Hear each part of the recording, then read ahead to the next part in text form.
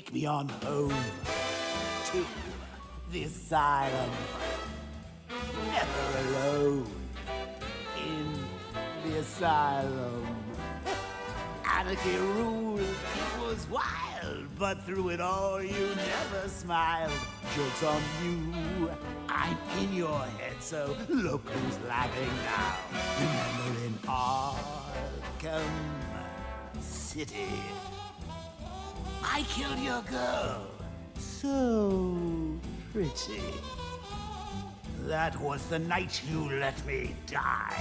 But when I looked you in the eye, that's when I knew we'd be together. Look who's laughing now.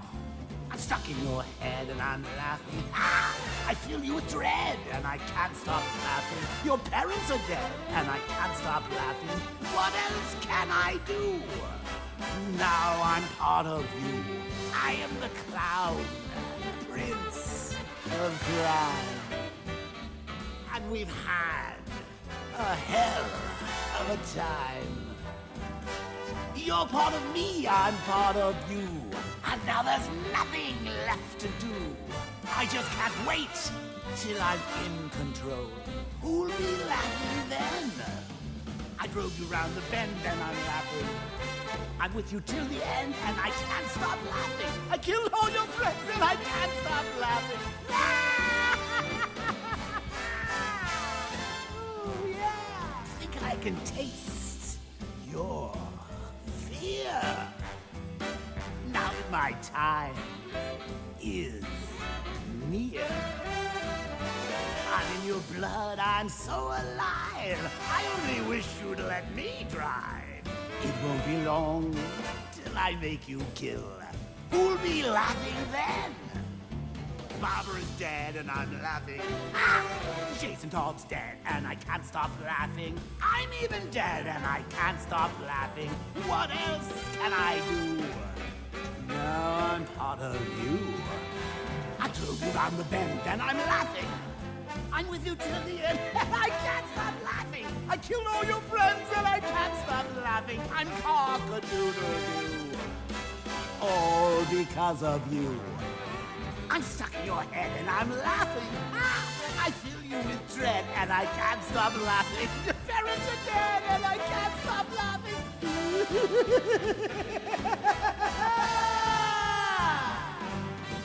I'm stuck in your head and I'm laughing.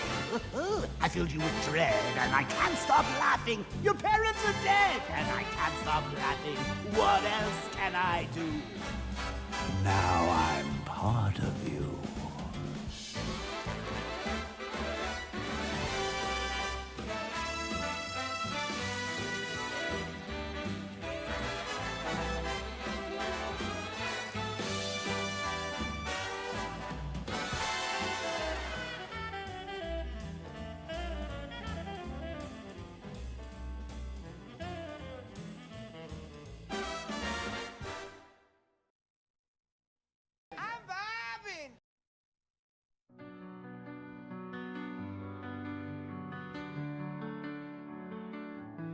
Imagine a hero shooter where the hero never showed.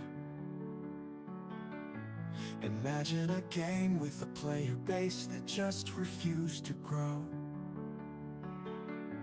A 5v5 hero shooter with gameplay that's just okay. And characters that remind me of Tupperware and white bread. No, I'm not talking about Overwatch. Please stop bringing up Overwatch. This game is not Overwatch. It's actually something else. Imagine a game with a story that no one watches. A game that costs $40 that Sony totally botches. It has all my favorite characters, like Lemmy, Dawn, and Craig. At least, I think that's what their names are. I never bothered to check. Concord like the grave, your legacy is safe. As a game that no one played, and a price that no one paid. Boop-a-doop-ba, deep-a-doop-da, scoop-a-boop-ba, beep-beep-beep-beep-beep, phlegm. Concord was about as good as accidentally peeing on your own leg. Concord, we're here to lay you to rest. We know you tried your best. You copied so much cool stuff just to turn out lame in the end. I'll never forget my favorite moments, like when Hot Sauce Guy jumped. Remember when he jumped? That was really cool. A rat just ran by on my desk, and even the rat didn't want to play Concord, even though I blessed him with the chance. The $40 he could afford, but the rat just stared on in a trance. Rat, rat, rat, rat. Concord's dead. Rat, rat, rat, rat. Concord's dead. The Costco guys made more money than you. They were just on Jimmy Fallon too. Imagine Lennox being on Jimmy Fallon, because I literally can't. The rat on my desk is eating all my Cheerios and grapes, and also Concord is dead. Concord like the grave, your legacy is safe as a game that no one played, and a price that no one paid. Rat-a-ta-ta, beep-a-da-boom. Skim, milk, the rat fleet, doo-da, doo-da. A guy said he really liked it, and then a bunch of rats ate his face. XOHAS7 donated $50 through Super Chat. Just got home from work. Time to enjoy the stream. Happy holidays, everyone. Party popper confetti Christmas tree. Concord's dead, Concord's dead, and boy is my face red. When the game came out, everybody overslept. Concord's dead, Concord's dead. Holy crap, Lois, Concord's dead. When the game out, people played everything else instead. Sure did. Sure did. You know, one of the things we're going to talk about today, of course, is another game that's been compared to Concord, for better or worse. I mean, fairly or not fairly. But that would, of course, be Highguard, right? The question for Highguard is going to be, at this point, not a matter of like name recognition or people being aware of it. It's going to be whether people care at all, you know? Because the word, like, there's one thing worse for your live service game than everybody hating on it and memeing on it. There's one thing significantly worse than that: apathy. When people don't give a crap. Do you have any idea how many live service games launch to like 30 players and then just disappear because nobody played them? Like, do you remember a little known studio? Oh God, can I remember what the game was even called? Echo, maybe? No. Oh crap, I can't even remember. See, proof positive. I do this for a living. I can't even remember the name of the game. Let's see. Yeah, games developed. That's it. I was close. There was a studio that made like, people really loved it. Narrative, psychological horror game called Hellblade: Senua's Saga. Or I think it was Senua's Saga or Senua's Sacrifice, whatever it was. The first Senua game did really well. People liked it. They disappeared for a few years. They made a game shortly after that, but you can see they did Hellblade: Senua's Sacrifice. That's it. In 2017. People loved it. People ate it up. I love Hellblade: Senua's Sacrifice. They disappear for a few years and come out after working on some random stuff like a Oculus Quest VR thing. They came out with another game that they had been working on that I'm guessing you've either never heard of or you forgot about it, called Bleeding Edge. Legal hacking of human augment systems. Black Yes, augmented. Like you. I mean, isn't that why you're here? Targets acquired. It looks like they're Some sort of strange fight club. This sport is spreading like a plague. These criminals must be rounded up and...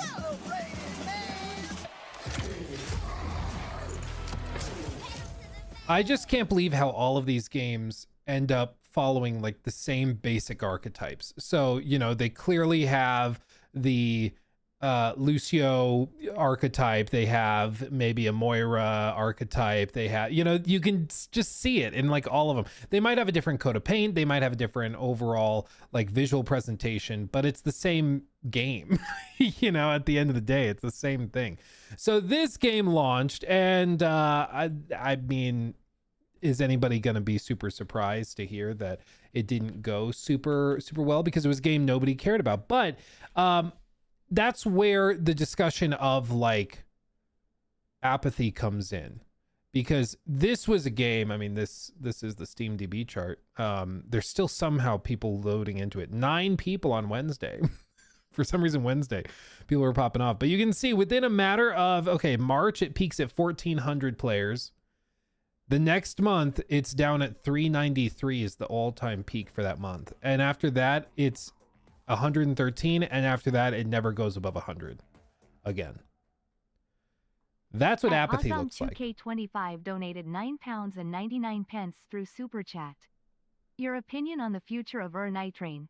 FromSoft, since Duskbloods will alienate most of the fans due to it be a Nintendo exclusive. Do you think a new game would be revealed? I like the term exclusive more than exclusive. I think we should start saying that instead. I like that. I'll circle back to that again. Also, I want to finish this before I lose my train of thought. Shocker, I get distracted easily. So I'll circle back to that. Thank you for the super chat. Also, before I forget, Sohab, thank you for the ridiculously generous $50 super chat. That gets 3 booms. Boom. Boom. Boom. See, got to keep you guessing. Thank you. That's incredibly generous. Just got home from work. Time to enjoy the stream. Happy holidays, everyone. Happy holidays to you too, my friend. Hope you have a fantastic New Year's as well. We're in the home stretch today. Just to give you guys a little overview before I finish rambling about this. The Keeley booms. I need the Jeff Keeley boom. Yeah, I need that. I'll find it.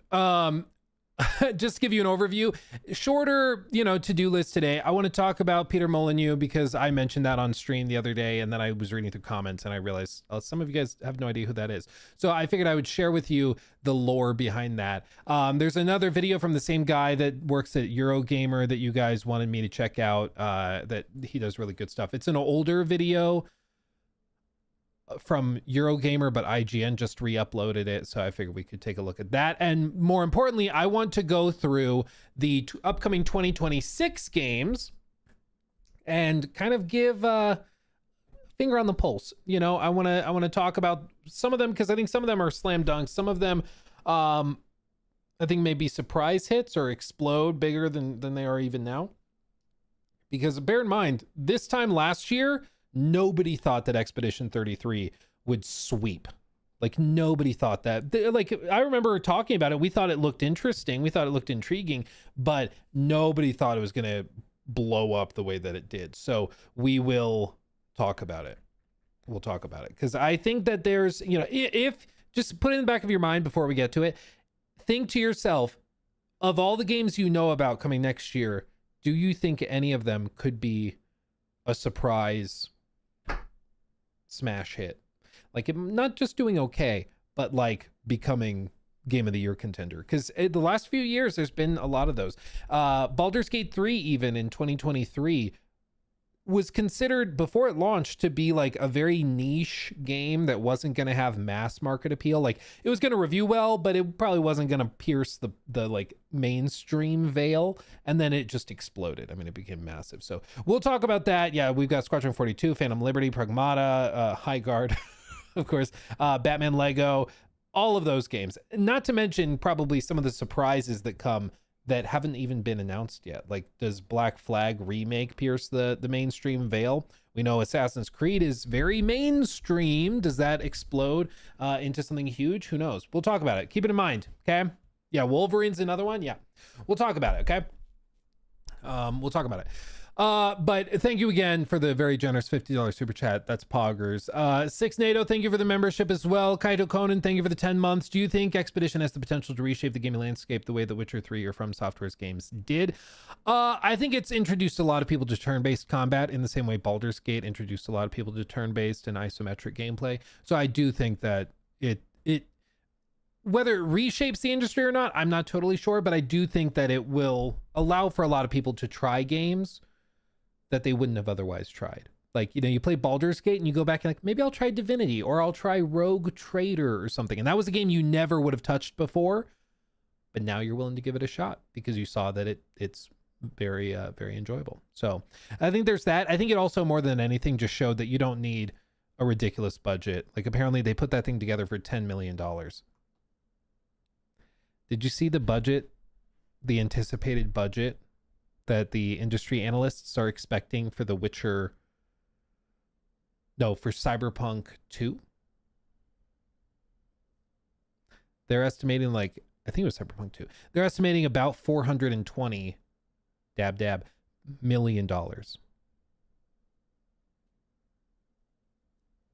That doesn't take into account, as far as I'm aware, like marketing either. So to see that a game of the year contender that's like massive can do it for 10, that's pretty baller. That's pretty baller. So we'll keep an eye on it. But yeah, it's a crazy thing. And I do think it, if anything, it's just shown everybody that you don't need to go crazy to make a phenomenal game. But anyway, going back to this, just to wrap it up, Jacob's gonna kick my ass because he's gonna be like, this is so hard to freaking edit, Luke. You keep getting distracted.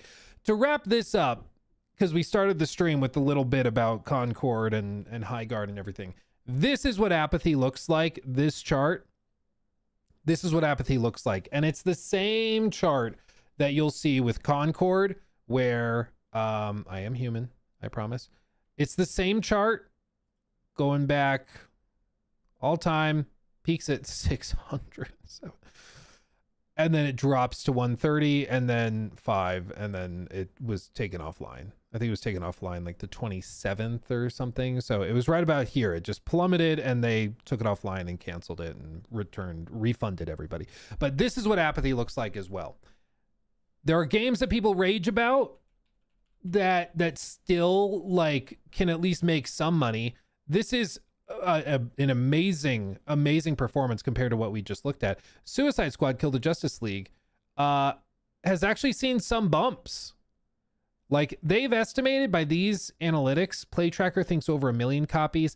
To be fair and perfectly clear, a lot of these were on like the $2.50 sale. I don't know if you saw those, but like Steam put it 97% off, which is hilarious. And honestly, at that point, it's probably a fair price. Like I think you can get $2 of fun out of it. You just stop playing when you stop having fun. But that being said, I remember we were looking at this back when it first launched, and maybe the copies sold were in the realm of like, I don't know if we even say half of that, 250K times it was launched at $70. I mean, that's still millions. Not to count, like apparently console sales were double what PC were. So like they made tens of millions. It's just it cost them 250 million to make it, so they still lost a ton of money. But like they took in some cash, you know, not to factor in like the god awful cosmetics and stuff they're selling. So this, at least, you know, some people cared, at least for this. There's still people playing this right now. But nobody cared about Concord. Nobody cared to play Bleeding Edge, and Highguard is going to be interesting to see if anybody cares, because there might be some like curious gamers who decide to try it. It being free to play will help a lot, but you need to get them into it and then get them hooked on it to play it for not just like a weekend, but for weeks and months and hopefully years. Like that's the key. And it's going to be an uphill battle. I got to ask you though, big moment. This is your chance in chat to be seen. This is your chance. Are you ready? Which game do you think ends up performing better? High Guard or Marathon? I don't think it's even close. I think it's night and day, but I want to know what you think to see if I'm like totally out of my mind. But I think the answer is like very obvious.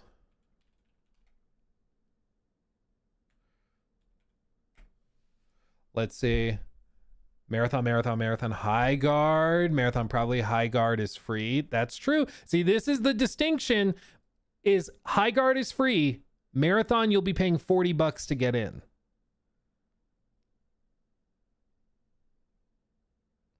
So let me tweak the question. Which game do you think has higher player counts a month after launch? Because maybe High Guard peaks immediately higher than Marathon, being, you know, free to play versus not. But a month after launch, I'm going to put a break in YouTube chat because that one's going very fast. I'm going to just do this. Yeah. Okay. After that line is your answer a month after launch. I'm seeing nonstop Marathon. Not even close. Yeah. See, I kind of agree. I'm inclined to believe you.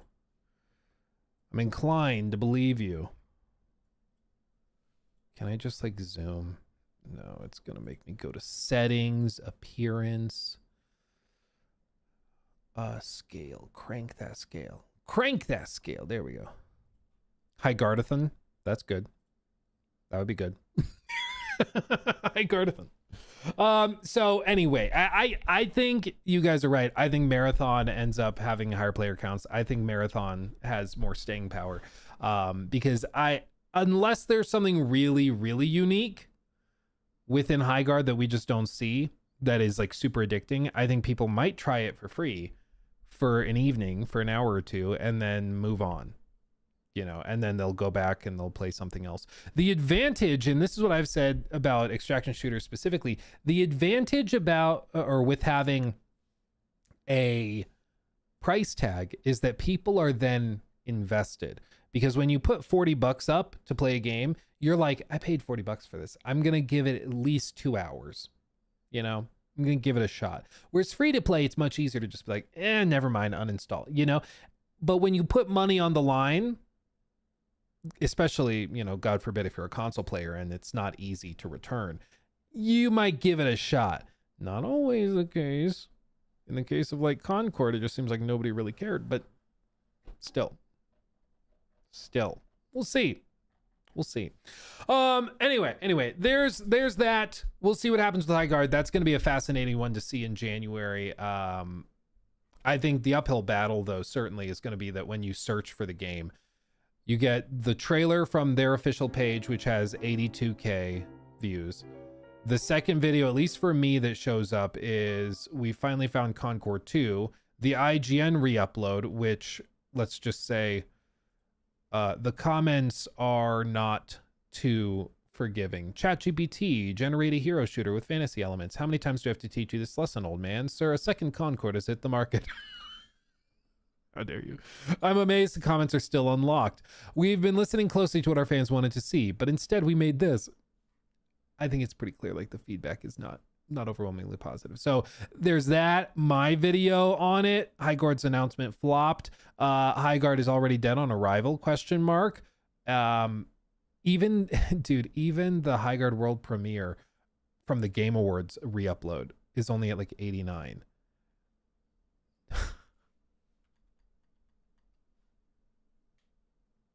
I'm sorry. That's a little funny.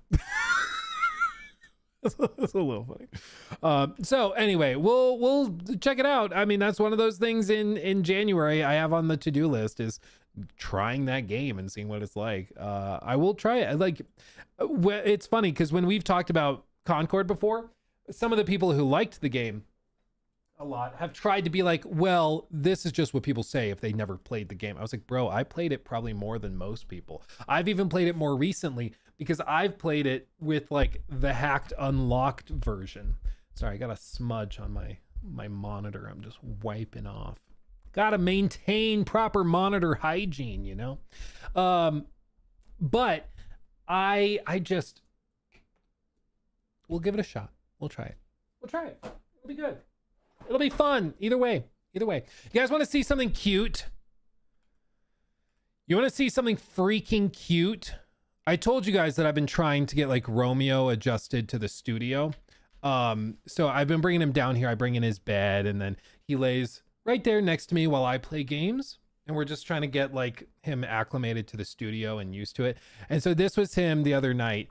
He had his Kong and then his little, I think it's bacon flavored like chew thing. He loves it. He just came down here. He sat. But you want to know what this little stinker did? Well, for one, let me show you. He when he's eating, like he has this dog safe peanut butter that I put in the Kong that he loves. But when he eats it, he like has ADHD, but for dogs. So he has to be like doing something with his body. So he goes down on his front paws and then licks out the peanut butter, but he has to like wiggle with his back legs and just like move a little bit. And so this is how he eats it. It's freaking adorable. I turned around and I was like, what are you doing? It's just the weirdest thing I've ever seen. So yeah, he's a good little boy. But I will show you what he did. Somebody from Crimson Desert sent me a very nice postcard. I wonder what it says. You may notice though that this is all like chewed up. Yeah, Romeo found it. And there's like a perfect little outline of his little mouth. It's a very nice postcard. Shout out Will. It's very nice and I appreciate it. I had it set on my like little display spot. And somehow Romeo picked this very specific thing out and then chewed it up. Like that's the one thing he wanted. It's also the Blu-ray for The Mummy. He hates that thing. He pulls, it's like weird. I will go put it back on the shelf in amongst the others and he will go back over with his little dog mouth and pull it off the shelf and chew The Mummy, specifically the Tom Cruise one. Honestly, fair. Honestly, fair. but yeah, he hates that damn thing. He hates it. So anyway, there's our Romeo fix for the day. Romeo fix for the day. I also have to mention this. You guys may have seen it. Because it's actually been spreading pretty well.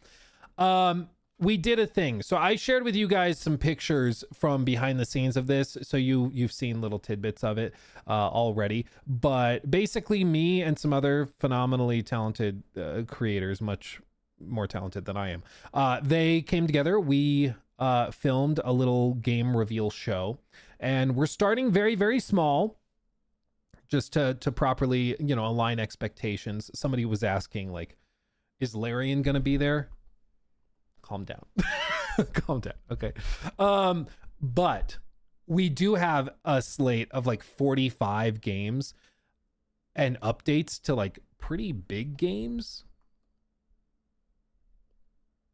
that you may be looking forward to, with like exclusive info drops, and we did interviews with some of the devs and all sorts of stuff. It's like legitimately really, really cool. And how we're starting it is like, this was thrown together in a matter of months, right? So it starts small, but we've already, and this is the interesting thing, we've already been speaking to some developers and stuff who wanted to be in the show, but already had commitments to like the Game Awards for reveals and stuff.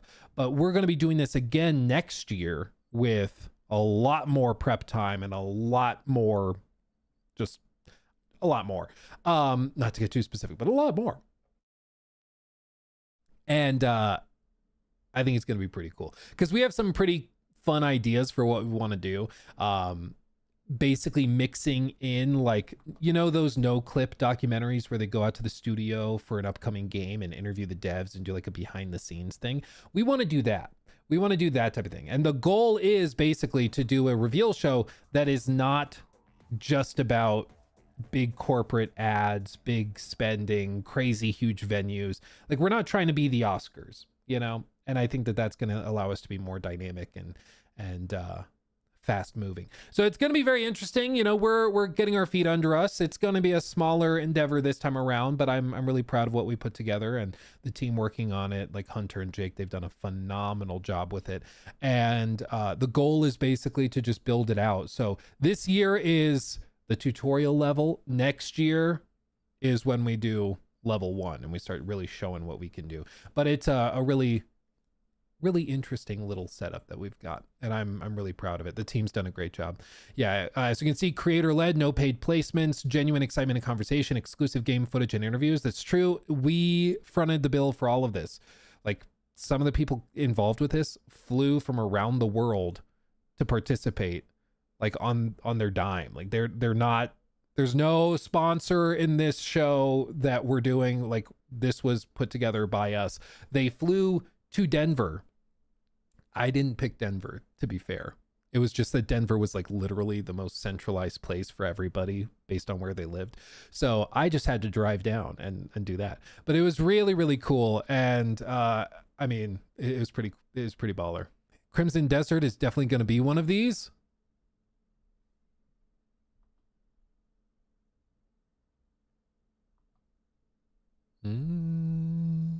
All sorts. Yeah, somebody is paying. Who are your sponsors?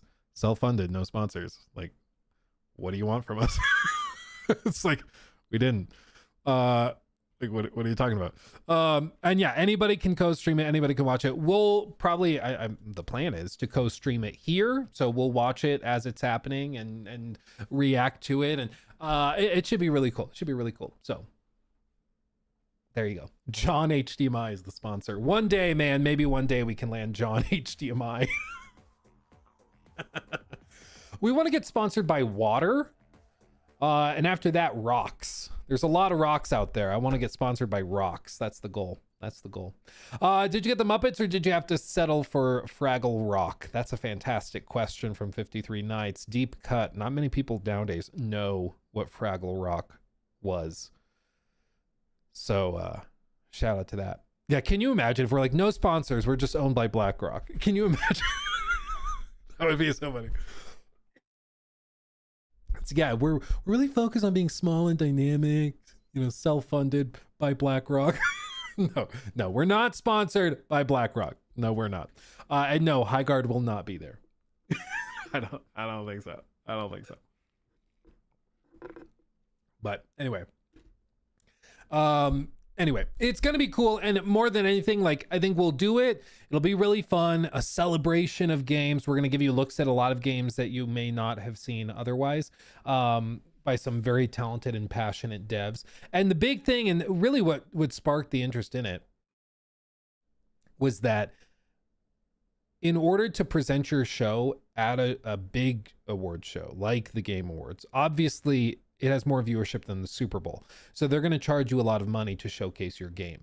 And as a result, there's just not, like, some of these studios, they don't have Jeff Keighley money. They don't have the money to do that type of thing. Like, as you can see, we didn't have $1 million for the Game Awards trailer, so we're posting our Gun Fu game here instead for free. Yeah, because not every team has that kind of money. They don't have those resources. And so our goal is to put together a show where we do game reveals based on the merit of the game and what the game actually is. And we don't charge the developers for that placement, for exposure like that. I think, you know, long term, the hope is that the shows do well and can generate some ad revenue when people are watching the trailers back or watching the show back. If we can land Cheetos as a sponsor, I'm happy to eat Cheetos when we film it. That'd be cool. Doritos, I'd be down for that. Mountain Dew. We could literally imagine how freaking funny it would be if we literally did next year like a whole segment where we don't mention it. It's just me sitting in a chair with like the Dorito crown, like I'm the new Dorito Pope. That would be baller. That would be baller. It's like, who is the Dorito Pope now? Sit down, Jeff. There's a new Pope in town. That would be baller. Anyway, we'll see. We'll see. Maybe next year. I'll be the Dorito Pope. We'll find out.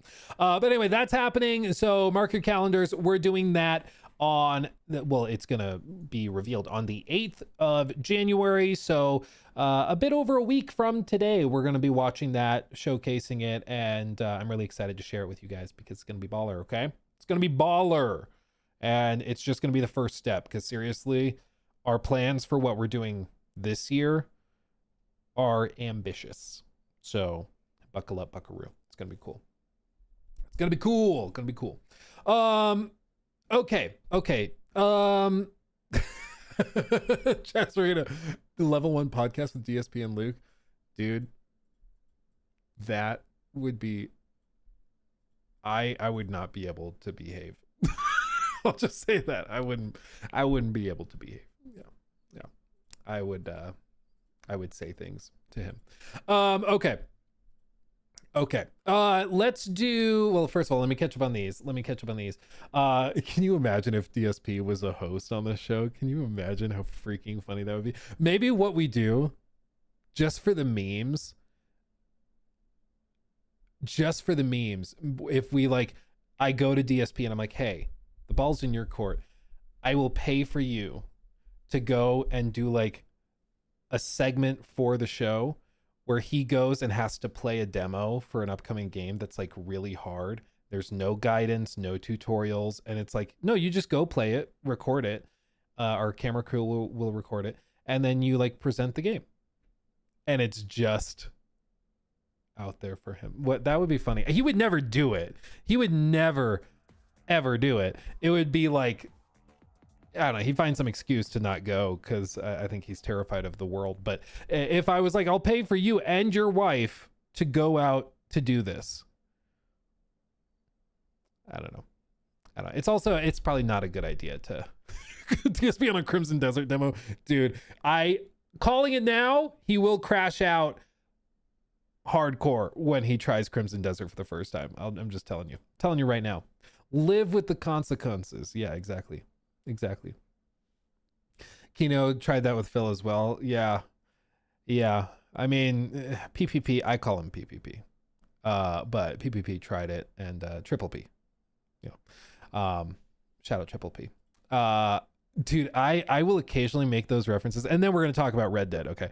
I will occasionally make the references like Ashton does, where we'll be playing a game or something, and I'll just yell out loudly a description, oh, he's dead, he's in pain, the gun is jammed, he can't get up, he's talentless. I'll just yell out like that, and I realize people who don't know about Triple P, because I call him Triple P, they don't recognize that meme or that saying, and so I have to explain it at that point. But yeah, I reference that all the time. Let's talk about this. Okay, this is coming from the same guy that did the video we looked at yesterday, and he's actually a real highlight for IGN recently. If you're confused as I was, it is a video from Eurogamer that's a bit old, but it's a video from Eurogamer, which is now owned by the same parent organization as IGN. And so even though it's a Eurogamer video, they're cross-posting. And it's really funny that the best IGN content is Eurogamer content. It's specifically this one guy from Eurogamer, because other Eurogamer stuff is unhinged. Their review for KCD2 was stupid, real stupid. But this guy is certainly a highlight. Certainly a highlight. I'll tell you what. With this real quick, I didn't want to forget this, because Azaman also sent that super chat. I need to reference that. Congrats on New Game Showcase. I'm very excited to see what games actually deserved attention. Yeah, it's a lot of, I don't think I'm allowed to say. I should be careful. With very, very few exceptions, all of them were oh, I would check that out. This looks fun. Our goal is not to just try and appeal to the biggest AAA stuff, though there is a little bit of that in the show, because there's some cool stuff. But Our goal is more to celebrate the games that have been left behind by like the big corporate showcases, you know. That's at least the goal right now. Let's see. Pretty, I think of it 31 months. Happy holidays, Luke. Hope you had a great Christmas with the fam. Happy New Year. Oh, thanks as always for the content you do, man. Any Legos for Christmas?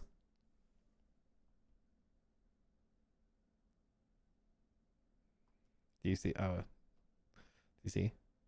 Do you see? Look upon my work. Do you see?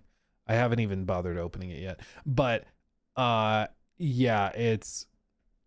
I'm excited. It's I don't even know when I'm gonna start it because I have that. I have the Endurance ship. I have Gringotts Bank, and I have to finish the Hogwarts Express. So I have a lot. Got a lot to do. It's a good problem to have. I think it literally will go right there next to Hogwarts. But yeah, I got to figure it out.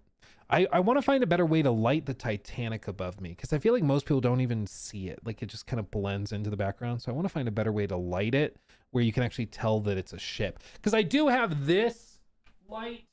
Oh God. Right here.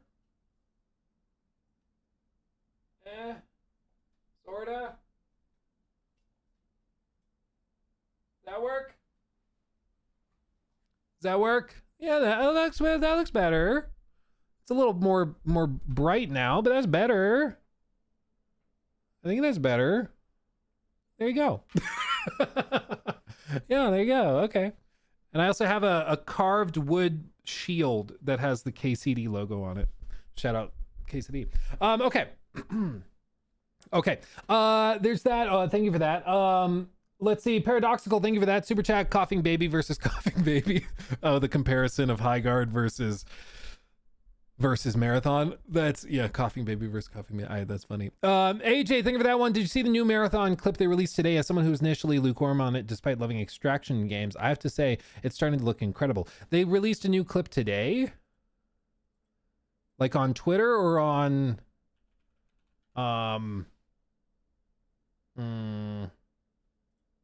on YouTube. Let's see.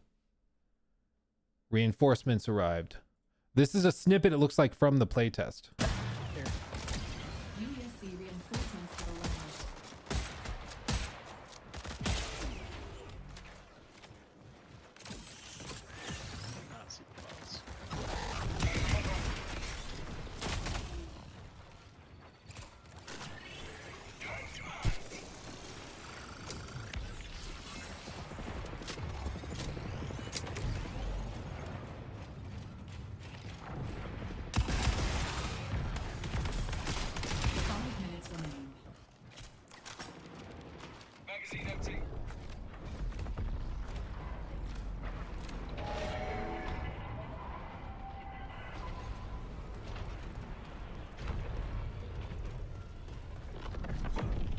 I mean, I will say the details that they've added graphically make one hell of a difference. All the post-processing stuff.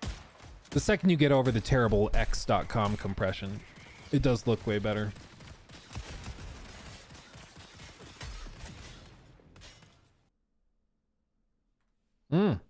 USCA reinforcements have arrived. Clip from the December closed playtest.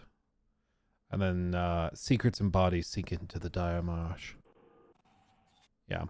I think, you know, it is primed much better than it was just a month ago. Like I really think that now odds of success, is it enough to like replace Destiny 2?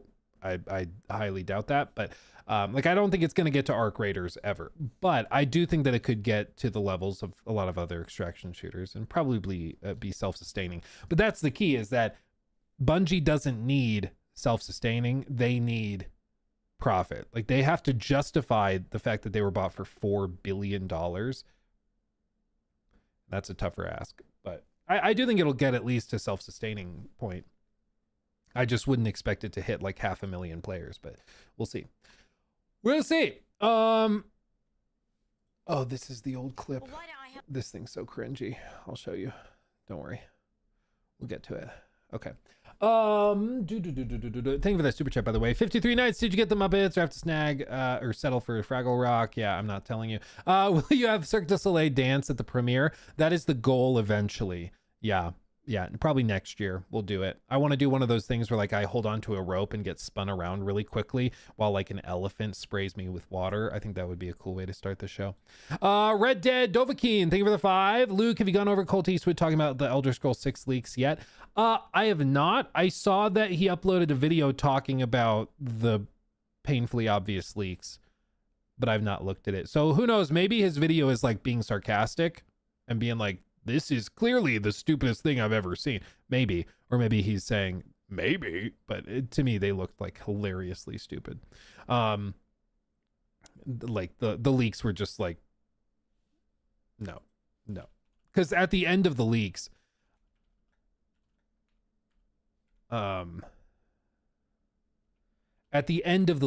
he said that, the post said that it was coming in 2026, and this is, I'm gonna outline it as clearly as I can. Okay, as clearly as I can. What happened was Todd was on the red carpet for the Fallout show. He was asked about GTA 6 and Elder Scrolls 6. Okay, the guy asked him, this is our timeline. Okay, I'll go like this and then point into the future. This is our breakpoint for 27. Okay. This is 26. So this is just about where we are right now. Right? GTA 6 is expected to launch right about here. Right? In November, late November, GTA 6. Okay? Todd was asked. Normal Brick donated $10 through Super Chat. Thank you. Hey Luke, where do you think the industry will be in a few years? With prices rising, do you think the next gen consoles will be delayed? Do you think indies become to new norm overtaking AAA? I think AAA will just walk back from being quadruple A and we'll go back to AAA. So I think AA will still have a place, but I think that you're going to see a lot of these budgets getting slashed. You'll see smaller games that are being pumped out faster. So I think that that's it. You're going to not see as many games trying to be Elden Ring or trying to be The Witcher. Like you're going to see less of that and more like 30-hour games on that AAA scale. As for consoles being delayed, yeah, at this point, I would be surprised, like really surprised if we get consoles in 28.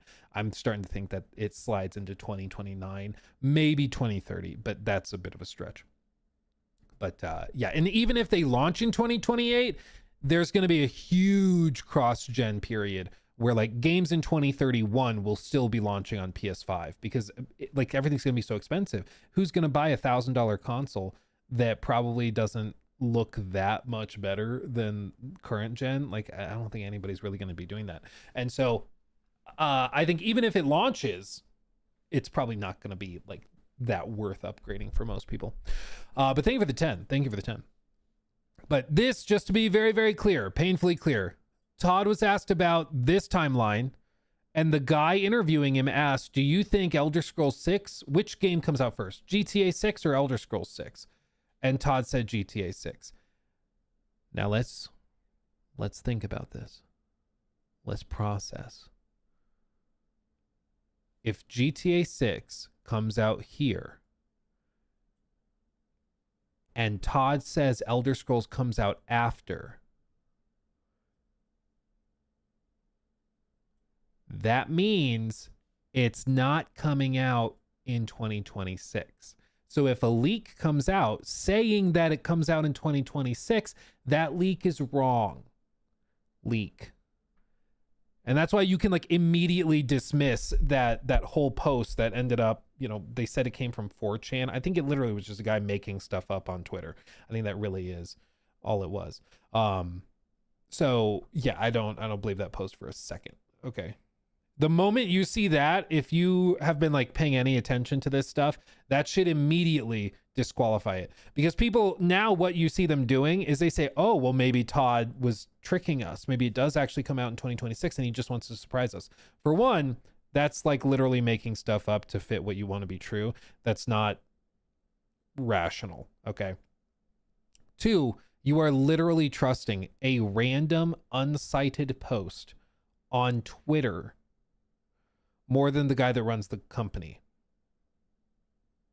How does that make any sense at all? How does it make, if I find a random Twitter post that says the moon is made of cheese, I don't believe it and then say, well, yeah, but the scientists who say that it's not, they're just lying to us because they want the cheese for themselves. No, it's a random post on Twitter. That's not a source, okay? Like, it's a claim. Claims are not evidence. Claims are claims, okay? You need evidence to support the claim. But some people just don't do that because they want it to be true. They want it to launch right here. And so if they hear something, even if it's probably wrong and almost certainly made up, they'd rather believe that because it fits with what they want to be true, you know? So anyway, yeah, if you hear somebody entertaining that leak as legitimate, you should really question their intentions in framing it. Because what I've seen is, and again, I'm not speaking specifically about like Colt or anybody. What I'm talking about is like, I typically see it from the fanboy channels that are like just making stuff up for the quick clicks because they know that in 6 months you will have forgotten about the video. So you're not going to hold it accountable or hold them accountable. I've seen it all over TikTok. People being like, so it's basically confirmed it's coming in 2026. $10 through Super Chat. Can I just point out the absurdity of it takes less time for Rockstar to develop GTA and Red Dead titles than Bethesda to develop Starfield and Elder Scrolls? I think without a doubt, there is a production efficiency problem within Bethesda. Like, I don't know how else you interpret it. It is fair to point out that, yeah, they've made GTA and Red Dead 2 in the same time that Bethesda did Fallout 4, Fallout 76, and Starfield. But that's part of what we're going to talk about. Is this video apparently goes through the comparisons and why it's not ultimately helpful to do comparisons constantly to Red Dead and to GTA, just Rockstar in general. But I think even if you set aside the Rockstar versus BGS comparison, and you just look like CDPR or even stunning, right? Like Ubisoft. They're able to pump out much better optimized games much faster than Bethesda's been able to. And yes, they have a lot of employees and lots of resources, sure, but the core teams that are working on these games are roughly the same size as like the Bethesda teams. If you look at Quebec or Montreal, like BGS at this point is like a 600-700 man operation. Optimized Ubisoft, yeah. Have you played like AC Shadows? That thing runs on a Steam Deck. It's stupid. Have you seen the Star Wars Outlaws port to the Switch 2? Bro, it's crazy. It's crazy. 6.7. Yeah, it's I get it for the memes. The meme is Ubisoft is bad at everything, but there are times where like they've legitimately done good work with optimization. The problem is that executives have not allowed them to. They're like, no, put it out half broken, like with Star Wars Outlaws at launch. That was not ready for launch, and they saw that nobody bought it. So they learned their lesson. Then they started patching it up and giving everybody else time to polish it up. So anyway, going back to the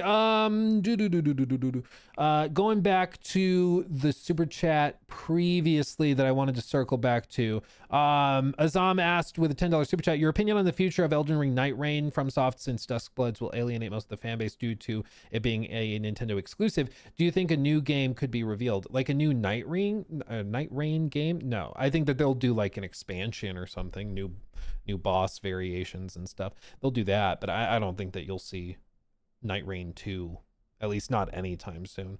As for what I think happens with Duskbloods, that's very interesting, and I honestly don't know. Obviously, Nintendo is hoping that people buy Switch 2s to play Night Rain. I don't know if people are going to do that. It seems like if you look at the subreddits, if you look at the comment sections of like a lot of From Software focused pages, the comments at least suggest that they're not going to buy Switch 2s for it. They'll just skip it, especially because it's also multiplayer. And I think that might have been the miscalculation. I think what Nintendo wanted was an online game that would get people to buy Switch 2s, more mature, like adult type gamers that are playing FromSoft games. So they wanted that more mature audience base that has a lot more expendable income than, like, you know, maybe the standard Nintendo fan or player.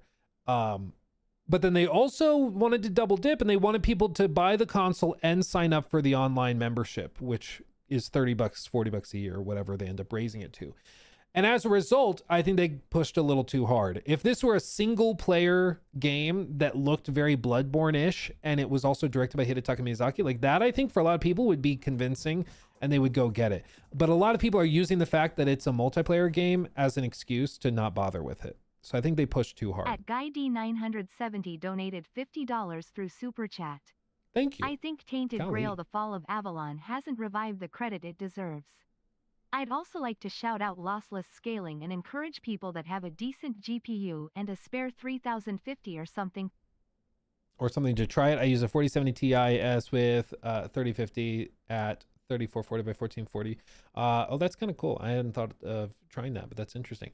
As for Tainted Grail: Fall of Avalon, I will say it is way better, I agree, than I think most people are aware of. I think they're sleeping on it. It literally is a spiritual successor to Skyrim, like a direct spiritual successor to Skyrim. It plays similarly, but it also does a lot of other things better than Skyrim did.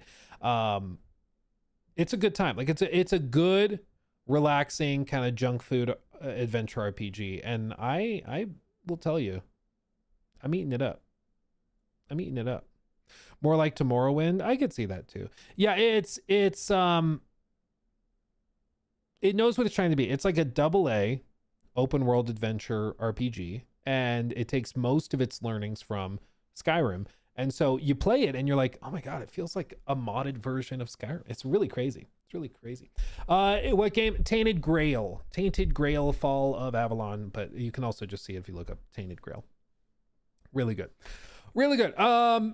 Thank you for that 50. It's ridiculously generous. Thank you guys. Thank you. Very, very generous. Okay. Now we are ready, my friends. Now we are ready. You mean toddlers? I can't say toddlers play Nintendo stuff because that's mean, but that's definitely the stereotype.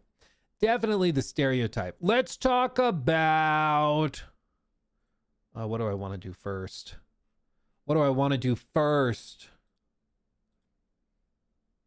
Real quick, you guys decide. 2026 lineup or Red Dead 2 comparison videos? RDR or 2026? See, now it's awkward because I have to wait for the like lag between what I say and when it gets to you. You know, it's a little awkward. 2026. I see a lot of 26s. Okay, let's do it. Okay. News segment sort of thing. Took you by surprise. Didn't see that coming. Okay, so 2026 obviously has a lot of big games launching, but I wanted to review some of them, discuss some of them, because 2025 ended up being sort of a surprising year. There were some big surprises, like probably Expedition 33 is the best example. You know, a lot of us thought it was going to be good, but I don't think anybody expected it to be as good as it was, or certainly to be received the way it was and to kind of break into the mainstream. So I think that there's there's odds of there being another one of those types of games in 2026 that ends up being massive and surpassing everybody's expectations, and ending up being nominated for Game of the Year against GTA 6, which, let's be real, probably gets nominated. So I want to talk about what that sleeper wild card game could be based on what we know right now. I have a couple of ideas I want to throw out to you guys, but of course, if you have ideas, put them in chat. I want to hear them. Beyond that, there's a bunch of other AAA stuff that has been announced that is coming, and I wanted to go through the kind of lineup and share it with you guys because there's a lot, and it will also help you kind of get an idea of what's happening next year. In addition to all of that, there's also, of course, games that have not officially been announced or revealed for next year that almost certainly are coming next year. And we'll talk about those. Like, for example, Judas probably launches next year. That's Ken Levine's next game. At this point, I would have said like 3 months ago BioShock was coming too, but they basically just restarted development on that, apparently, it seems like. So that's probably not coming anymore. But I think Judas should be ready. Of course, like AC Hexe should be coming. Black Flag Remake still hasn't been announced yet, but it should be coming as well. Tides of Annihilation, stuff like that. Yeah, there's a lot. So we'll go through all of this and discuss it. It's going to be interesting. Of course, if you're here chilling with me on the stream, let me know your thoughts in the chat. That's why it's on screen. And if you're watching the recap, just make sure to like the video and subscribe, because a lot of you who watch the stream clips aren't subscribed. And that's stupid. So subscribe, damn it. Or don't. I'm not your dad. I can't force you to. The first one I want to touch on, of course, is hotly anticipated, and I do think ends up reviewing well. And it's sort of like the you know, it's the most obvious one in the first chunk of the year that everybody is just kind of like, yeah, it's going to be really good. And that's, of course, Resident Evil Requiem. This one, you know, interestingly, in 2025, the assumption was that like Monster Hunter Wilds was going to end up being Game of the Year contender, and it ended up launching unoptimized, pretty buggy and broken, rushed out the door, and it was kind of a letdown for a lot of people. I don't think this is going to be a repeat of that. I think this is going to review well and be received well, but I'm not sure if this ends up like smashing all expectations. I don't know what the vibe is. I think it'll be good. I'm guessing it's in that like high 80s range, but I'm not sure if this is like, you know, gonna do a ton of stuff totally new and different to really shake up the formula, because it seems to be an interesting melding of a lot of the learnings they've had from, of course, the recent games, but also some of the remakes that they've been doing. It's going to be really interesting, but I also don't hear a lot of people talking about it as well. Like, I think people will play it and buy it. It'll sell really well, but it's certainly not generating a ton of excitement in that same way as like, you know, GTA would be, of course. Hey man, hope you're having a good day. Love your vids. The Thank game you. I'm looking forward to besides Wolverine, but I'm looking forward to Jurassic Park Survival. What are your thoughts on it? Oh, is that one we got the trailer with the girl walking around? I think that's the one. Could be interesting if it's executed well. I mean, that's the big question. If it's executed well, who knows? Maybe it is, maybe it isn't. A lot of those like licensed games I'm always pretty skeptical of, you know. Thank you for the 50. That's ridiculously generous. That's insane. But yeah, Wolverine is also a huge one we'll talk about in a minute, because that one also I think is going to be interesting to watch. But we'll circle back to it. Thank you again for the 50. Crazy generous.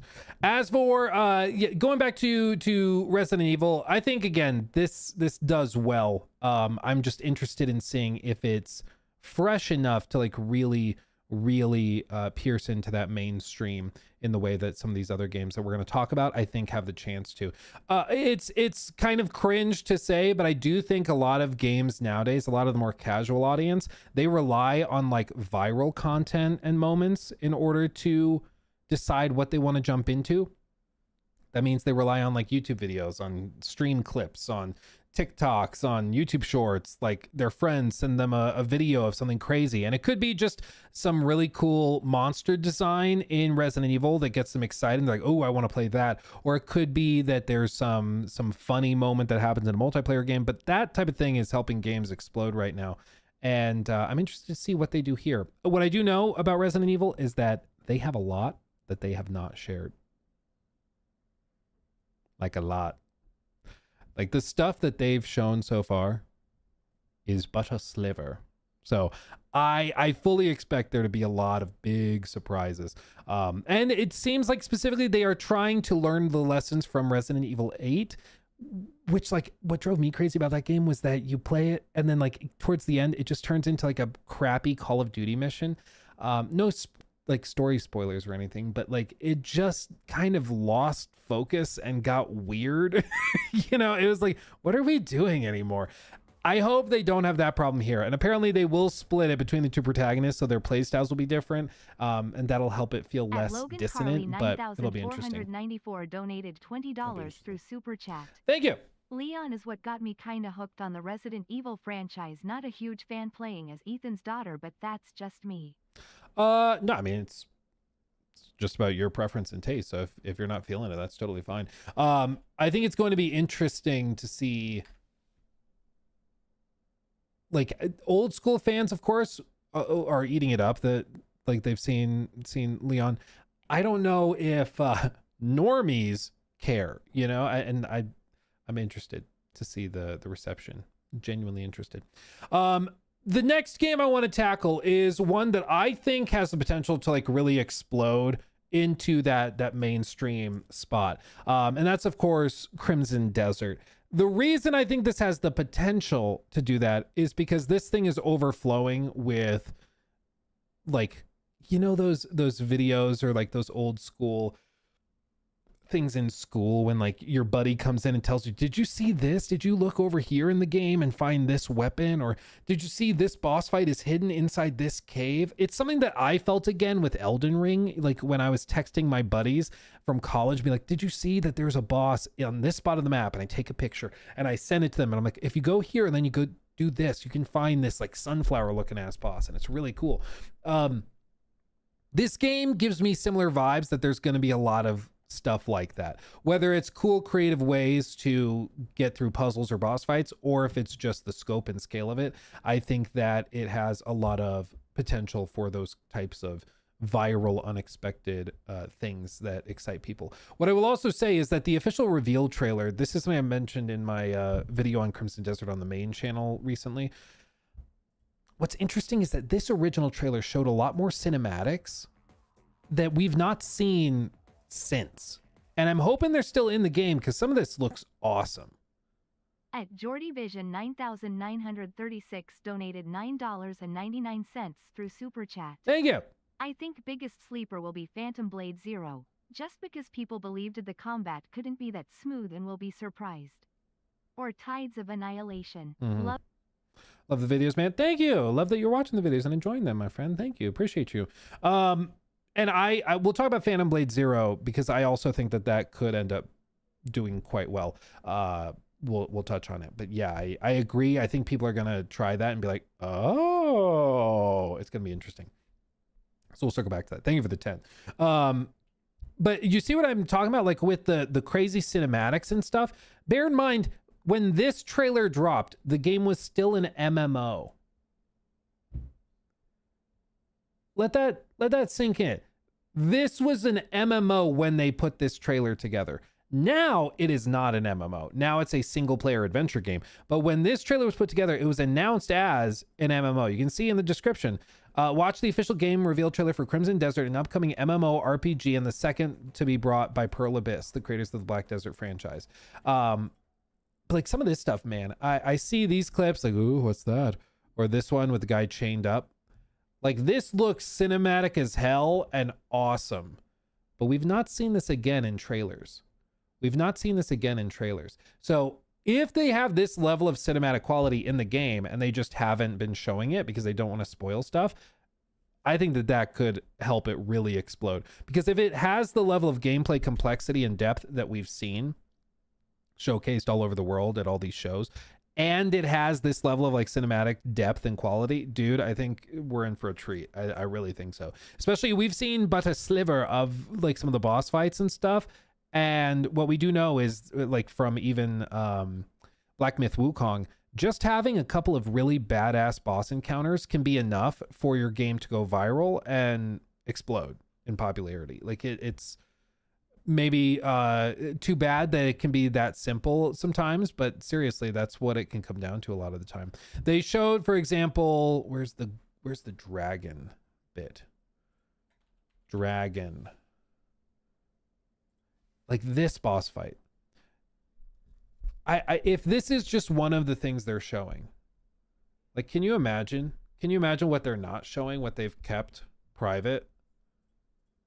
What like the final boss fights like I think the odds of virality go up significantly, and that helps games explode. It's one of the benefits that helped Expedition 33 blow up in popularity, was just that it had so many moments that were just crazy beautiful and tear jerking and heart wrenching, and I think that's really going to help it.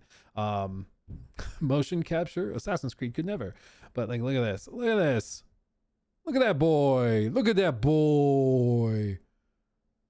Damn.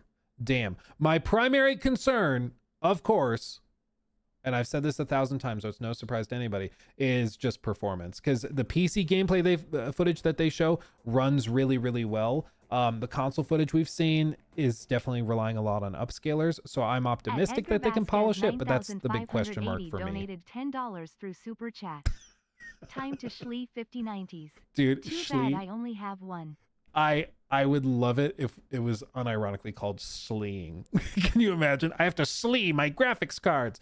Well, and this is one thing that I do think is important to stress, is that this is a game built in a proprietary engine. And this is me confessing. This is me opening up. Okay. I tend to look at games and instinctively put it through the filter in my mind of Unreal Engine. When I see a game like this, I'm like, open world, Unreal, it's going to run like ass. Like, that's just what I default to, you know?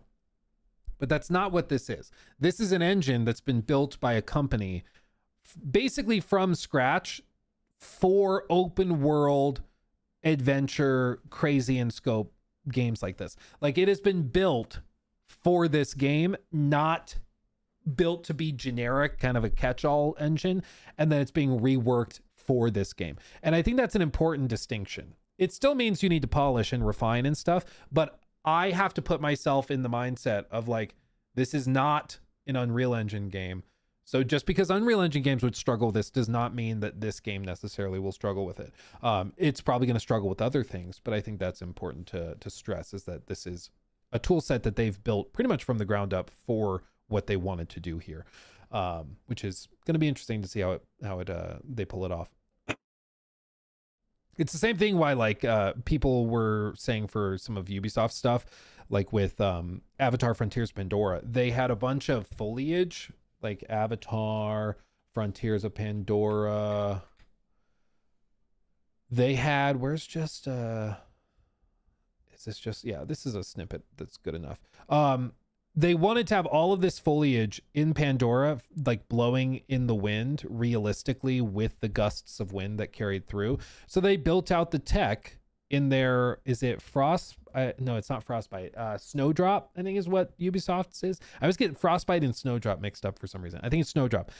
They built that out to make it possible and make it work. But if you were trying to do just this one very specific thing in an Unreal Engine, your frame rate would be in the 20s. You know, but it's because that they built this very specific thing around what they wanted to pull off, with like all of the foliage blowing in the wind, which other games would, or other engines may struggle with. Doesn't mean that this game is perfect. It just means that like particular things that other engines may struggle with, this one may not, because it's been built to achieve that very specific thing, you know?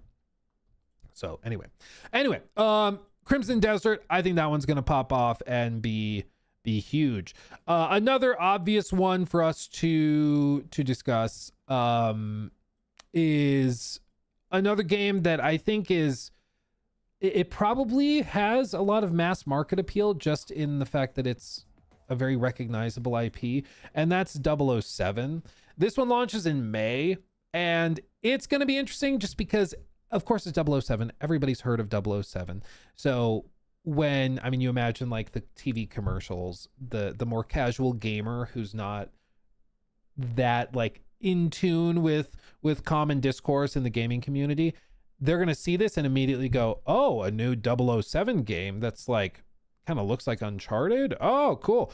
I think that they're going to immediately get what it's trying to do.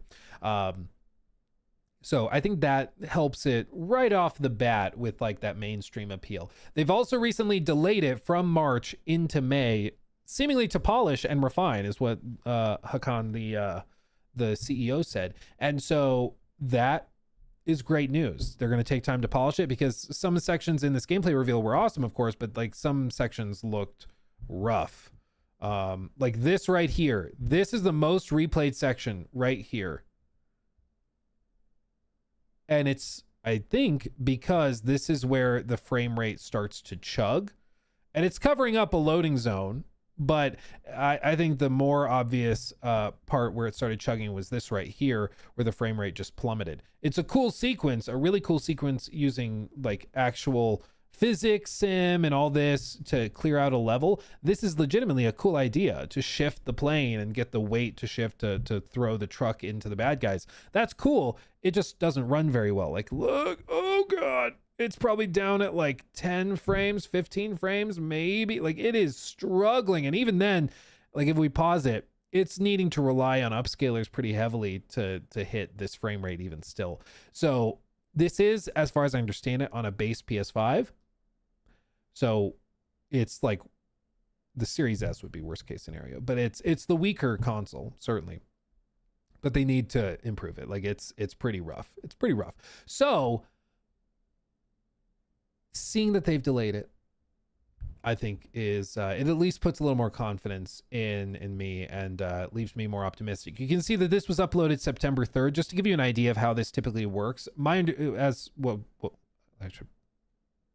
I'm getting ahead of myself. My mouth can't even keep up with what I'm saying. When I went to Copenhagen to see this, I spoke to them, and they said that this was the same demo that was shown at Gamescom. Gamescom was earlier, like a few weeks before, in August. Typically, demos like this are put together like a month, 2 months, 3 months before the event, because they have to like have a totally separate pipeline and process for locking it down and verifying it and polishing it up and everything. So this very likely is a section of gameplay from early summer.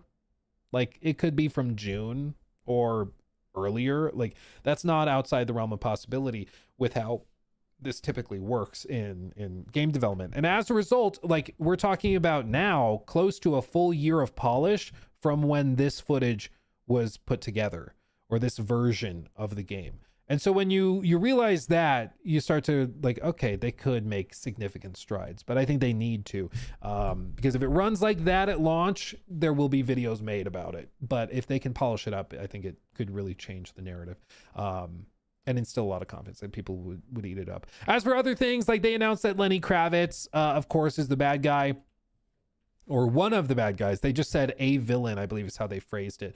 But Lenny Kravitz is going to be in it. I know some people have been suspicious or skeptical or don't like the casting. I like Lenny Kravitz as a performer, and I think he's going to do well in the role. We'll see how it's written, of course, but as far as casting's concerned, I like it. I like Lenny Kravitz. Call me, cancel me, just my opinion. Cancel me, I don't care. So there's that. And I think other stuff that they're going to do, I'm sure they're going to have like their own exclusive song or whatever produced and written. We'll see how that turns out, but that is going to be interesting to see how that plays out as well. Another one that I want to touch on, actually, I'm going to hold that as an honorable mention because it hasn't technically been confirmed for next year. So I want to stay optimistic about that. We will circle back to it. The obvious one, before, people keep messaging it in chat, let's just get it out of the way. Let's get it out of the way and just talk about it. The GTA 6 elephant in the room.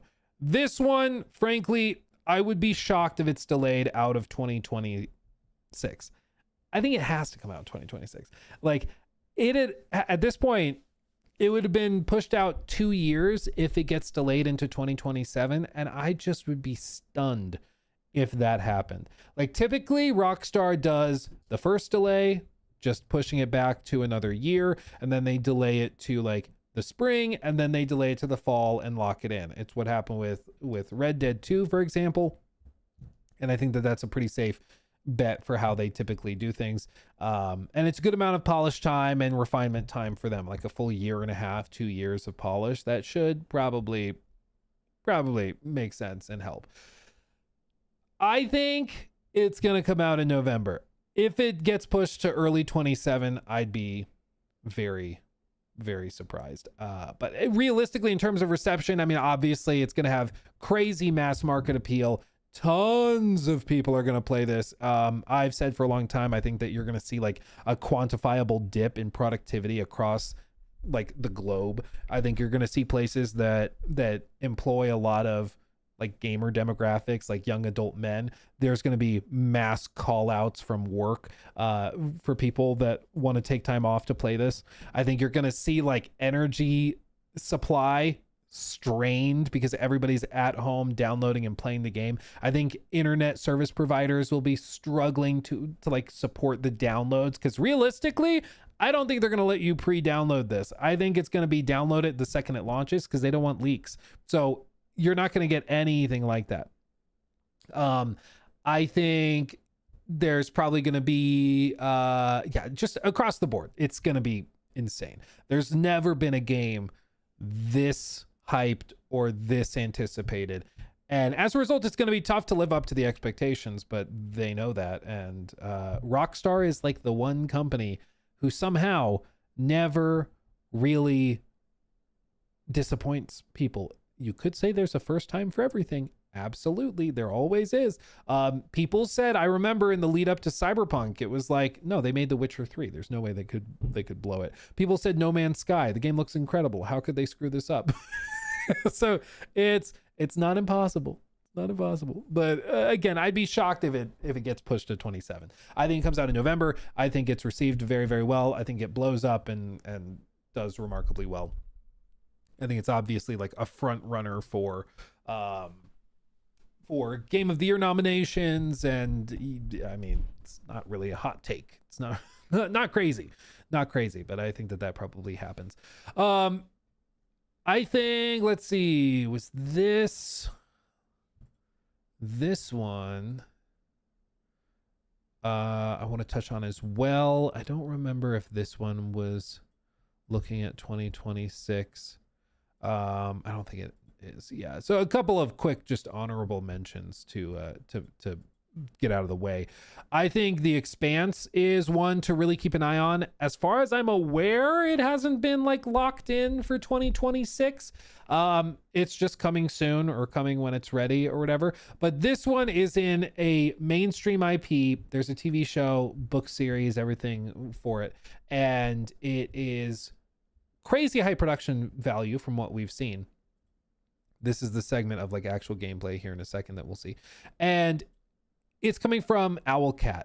Owlcat, I've been telling you, dude, Owlcat, like they very well could end up being the next like Larian or CDPR to pop off. Do not sleep on Larian. They are on Owlcat. They have crazy talented people working in there, and they have a big focus and priority on role-playing games. If you've never tried like Rogue Trader or anything like that, like they know what they're doing. So I think that they could end up blowing up and being huge. We'll see what this looks like and timeline wise what it's like, but I think that this could certainly scratch like a Mass Effect itch for a lot of people in a very real way. Another one, just to give a quick honorable mention, that I think realistically is coming like 2027. More realistically, it could show up with a surprise launch date next fall though. And that's Blood Message. This is a game from a studio that was put together by, I believe the full name is 24 Entertainment Studio in conjunction with NetEase Thunderfire. But it's basically a studio put together, and it's been built specifically to make games like this, heavily inspired, of course, by God of War, by other cinematic adventure games like from Naughty Dog. It just looks insane, and it's outrageous. So this one is expected probably in the next 18 months, but whether that slips into 27 or 26, time will tell. I will say all my timeline estimations for like Western studios are typically like fairly straightforward. But when you're talking about Chinese studios, for example, all bets are off. All bets are off. They don't give two craps about crunch. They don't give two craps about like having 3,000 employees working on it. They'll just do what they need to do. So they could pump this out relatively quickly compared to what we would typically expect from Western studios. like a AAA game like this. Yeah, Chinese Crunch, it's coming out tomorrow. Exactly. You just never know, dude. Like, it's a different beast entirely what they're able to do. They have amazingly talented people working on these games, and they have thousands of them, and they like culturally don't have this aversion or concern over like crunch and things like that. They just don't. So it's the one to keep an eye on for sure. But I think that one, if it launches, I think that could blow up on the same level of like a Black Myth Wukong, because again, that was a game that of course had a lot of Chinese like national pride in it, where there were stories of students being let out of class to go and play Black Myth Wukong to like support Chinese developers. And also like with this, I think you're going to see similar stuff where it's just like so cinematic and crazy cool that I mean, all of these clips, I think you see any of this stuff, you're like, you see this on your phone quickly when you're scrolling through TikTok or X or whatever, it's going to catch your eye. And I think that there's going to be only more and more segments like that. So Blood Message is one to keep an eye on for sure as well, I think. Another one that I'm also interested in, I'm not sure how much this pierces the mainstream veil, though, just to be perfectly honest. I want it to, but I'm not sure, is The Blood of Dawnwalker. I always want to say Blood of the Dawnwalker. I don't know why, but it's Blood of Dawnwalker. This is the game from former Witcher 3 devs, and it's very interesting because like the whole idea is that you are sort of half man, half vampire, and like everything plays out differently whether you're playing at night or in the daytime. So in the daytime you play basically as a human, in the nighttime you play effectively as a vampire, and you have different combat styles for both. There's different questing opportunities available for both, and your like playthrough will be totally different based on what you're doing and when. So I think it's like built in that you could have two playthroughs where basically you have a vampire run and a human run, and you just see how different they are, and then maybe a run where you mix the two together, which is probably how most people play. But it seems really, really interesting. The gameplay dynamics are crazy, and I think that it's a game that a lot of people are going to love dearly. However, I feel like in order to understand it, you have to kind of have it explained to you, and then it clicks and is really cool. And I think that there may be some people that fall off when they're trying to grasp it, like that want something a little more linear. But this like is checking off so many boxes for me. I think it looks fantastic. I can't wait to see more, and it keeps getting better and better and more polished as they've shown more and more. So I'm excited to see what this looks like. I can't wait. I can't wait. But it's coming next year, barring any sort of delay. And yeah. Pirates and vampire games. I feel like vampire games have also gotten a bad rep recently, but we need more. We need more. To go through the actual release schedule, though, to give you this, okay? We have a bunch of games. Yeah, like Pathologic. A lot of these I'm going to kind of blow past. It's not to say they're bad games or that I hate the developers. I'm not saying that. It's just, you know, obviously we're going to focus on the big stuff that this community may recognize or find compelling. So like, let's start with Don't Stop Girly Pop. This game, obviously we've wanted to cover a lot. It looks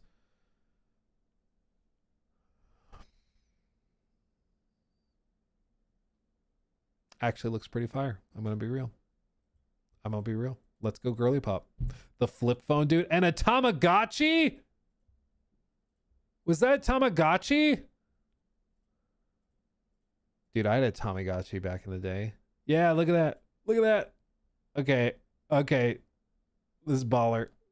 Tamagotchi confirmed. Anyway, going back to the full schedule.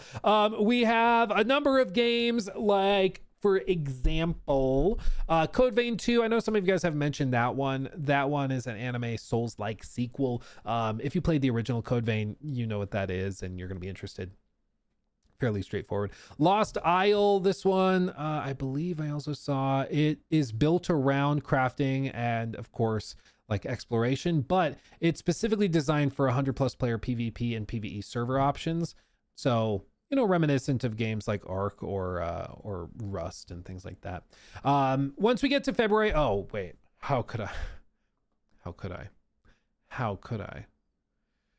Of course, there's another game launching in January that we can't we can't skip. Do they not have it, or am I looking right at it? I think I might. Yeah, somehow I'm missing it. Of course, the other one for January that we're going to be looking at is High Guard. It comes out January 26th. January 26th. This one we're going to be checking out. I don't know if it's going to be great or terrible. We'll see. As for some of the other stuff in this period, so January, February, March, there's probably a few things coming that we just don't know about. For example, the Black Flag remake. The Black Flag remake, I do think, just being honest, cancel me, I don't care, it's just my opinion. I think the Black Flag remake could end up exploding and being like really big if it's well done.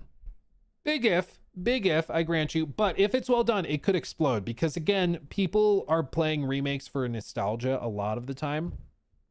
And I know a lot of people who probably would describe themselves as like more casual fans of gaming that maybe play like one game. They play Fortnite or they play Call of Duty or Rocket League, but they spent some of their teen years or formative years playing Black Flag back in the day because that was also like a big mainstream game. And I think a remake that starts to pop off and looks really good, especially if they can do a good job graphically, I think that could explode and be huge. They could also totally screw it up. We saw, like, you remember the initial announcement for the Prince of Persia remake? Do you remember that? 5 years ago, announced trailer. The dagger's so powerful the graphics went back in time. Like, if it's something where it's just not quite on the level of what people are expecting and it's just like a little funky, it probably doesn't go over too well. Like, it may still be fine, but I think people are expecting like modern standards. So if they can pull that off, then I think that could work. Prince of Persia Sands of Time remake. Yeah, they also moved that over. I think it's at Montreal now, so I think we should see that. I think maybe in the same period, but we'll see. Where's Jor when you need him? I need Jor to be like... 68 NATO donated $10 through Super Chat. Thank you. Don't forget the even bigger news than GTA V. Lego Batman. All jokes aside, I am probably going to know life that game as well because Rocksteady has lost all my faith in a continuation one day. Dude, I think it looks fire. I think Lego Batman. Yeah, this one is another one for... Does this have a release date? I don't know if it has a release date yet, but this one does look fire. It's like literally they took everything from the Arkham series. May 29th. Okay, that's it. They took everything that like Rocksteady learned from the Arkham series, it seems, and then also their learnings from the Lego games, and then they've put it all together into this game, which just seems to be like a perfect melding of the two. And bro, I'm so here for it. I am so here for it. This is like exactly, in my opinion, what the Lego franchise needed in the game space, because I grew up playing Lego games. I thought they were great back in the day, but this is gonna make me sound like a boomer, so please validate me if you agree. I need it for my self-esteem. I feel like they made Lego games way too complicated. Okay, sorry, cancel me. Just my opinion. But bro, when I'm going through a level and I have to find 35 different little bitty tiny random bricks to go back and then craft something else that I can use to get another little brick, like, it drives me crazy. It drove me crazy. Especially because I grew up playing like the old school Lego Star Wars. Like, those were fairly straightforward in comparison, you know? They turned into too big and too girthy of collectathons, and I don't know. Maybe for like little kids, it tickles that part of their brain or something, but it did not work for me. I see it and I roll my eyes and I stop playing. But this looks fire. I'm so excited for this. I think that this is exactly what they needed. And again, this shot, I remember seeing this shot. I was like, bro, they made Arkham Knight, but in Lego. Like, they did the thing. I can't believe it, but they like actually did it. It's insane. It's absolutely crazy, and it looks really good. So I'm so excited for this. I'm so excited for this. It's gonna be awesome. It's gonna be awesome. Okay, can't wait. So that's another one to keep an eye on. Going out of January, of course, we get to February. Norse Oath of Blood, Viking settlement sim with turn-based combat. This is one I actually checked out. It was it's very interesting. It's, you know, people who find it like the Norse setting and like turn-based combat, I think should check it out. It's got some like funny writing, and it's interesting. There's a demo out actually if you want to try it. So if you want to just give it a shot, go give it a shot. That one comes out. Unemployment Simulator 2018. What is this? I haven't heard of this. It's literally an unemployment simulator. Endure emotional pain and societal pressure, stay entertained, survive the routine, and become the hero of your studio apartment. Battle inner demons, hide skeletons in the closet, and most importantly, keep the bathroom clean. Okay. That's clever. I like that idea. That's a fun game. Neo 3, also, again, if you've played any of the Neo games, you should be excited for this one. They know what they're doing. They're really good at it. It's just, I mean, they're kind of fire. Yeah, I mean, what else is there to say? Like, Neo is Neo. It's kind of its own thing at this point, but they have a lot more complexity within the like ARPG systems than you would typically get in a lot of Souls-like ripoff kind of spin-off games. They're very, very fun and very well put together, typically, as I'm going to say typically because there's always a first time, but yeah, I think that's one to check out. Cat breeding RPG from Super Meat Boy creator Mugenics. What? Okay. I'm going to keep this one bookmarked. This looks awesome. Build the ultimate cat army through tactical breeding and send them into deep, challenging turn-based adventures. Draft abilities, collect items, and manipulate genetics across generations in this roguelike tactics game from the creators of Binding of Isaac and The End is Nigh. That looks awesome, dude. That looks awesome. I'm saving that one. That looks awesome. Romeo's a Dead Man. This is the one that they showed at the Game Awards, right? Or Summer Games Fest, maybe. Yeah, this was the one where it was just like, I don't understand. It made me feel old. High on Life 2, bro. I know that some people don't like these games are too much for them. I get it. The guns talk to you. It can be like a lot to handle, and I get it. I get it. But dude, I freaking loved High on Life 1. I thought it was so funny and outrageous. It was like exactly, some of it was a bit much at times, but dude, the part where like you need to have a serious conversation with your gun, and so he takes you out to the ultimate breakup spot, Space Applebee's, and then you have like a heart-to-heart breakup with him. Dude, it's just so freaking funny. It's just outrageous. So I'm excited for this one. Actually behind me, oh no, did Romeo knock him over? Romeo did knock him over. Oh, Romeo. Hold on. Hold on. See who this is? Do you see? Do you see? It's Knifey. They actually sent me, they heard that I was a fan of the game, and so they sent me this little like living picture frame, and it's got a screen in it, and it just perpetually has Knifey inside the little frame. It's a kind of cool, clever piece of merch, I guess, to just have Knifey always there with you. But anyway, yeah, show us Romeo. We demand Romeo. I showed him earlier in the stream, but just a quick little fix for you. This was him eating his Kong last or 2 nights ago or whatever it was, and this is how he eats it because he's weird. He has to like do a little dance while he eats if he's happy, and so he does it like that. I don't know. So, oh yeah, you can see in this picture he knocked it down. You can see he knocked it down. It's right there. That's funny. He's huge. Yeah, dude, you're telling me. It's like 75, 80 pounds. I think he's like 75, honestly. He's big. He's a big boy.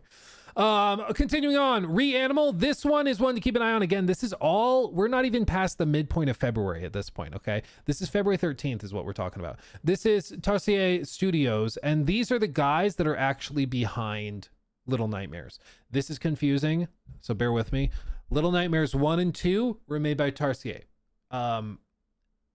Little Nightmares 3 was made by, is it Supermassive? A separate company and team, which is why Little Nightmares 3 was like not quite on the same level. But Reanimal is what that team behind Little Nightmares is doing next. They do have a demo out for you to try it. I ran into a bug with it where I couldn't grab onto a ladder at the end of the demo, so I like died 35 times. It was kind of frustrating, but it's what you would expect from the Little Nightmares team. It seems pretty cool, and I just love this creepy, spooky art style stuff that they do. So this is one to keep an eye on if you're somebody like me. Some of the other stuff that we have, of course, going into the rest of February, we have Resident Evil Requiem, which we touched on. Going into that, World of Warcraft Midnight, which is another expansion if you are a WoW player. So that's happening early March. Bunch of other stuff. I'll try to go quickly because otherwise this will take all day. Of course, Crimson Desert's been delayed since this was written. So that's been shifted and moved. Mouse PI for Hire. This game I'm also looking forward to a lot. It is a first-person shooter, but with a hand-drawn art style. I met the devs at Summer Games Fest. They're super cool guys and very, very passionate and proud of what they put together. And for good reason, because it looks pretty baller.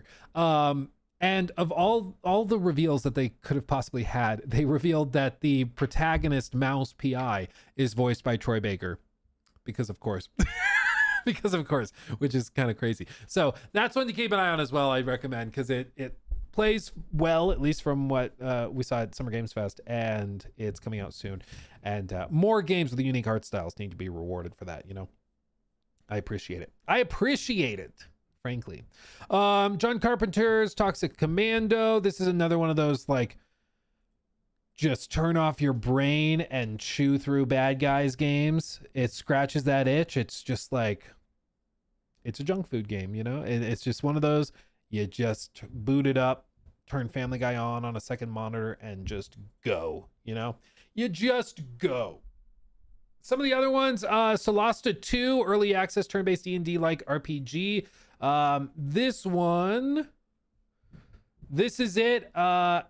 It's, I mean, again, like I said, it is a fantasy D&D like RPG. They describe it as turn-based tactical RPG based on the SRD 5.2 rule set. You make the choices, dice decide your destiny. So if you liked games like Baldur's Gate, this could be one definitely to put on your wish list and keep an eye on, because it's heavily inspired by those.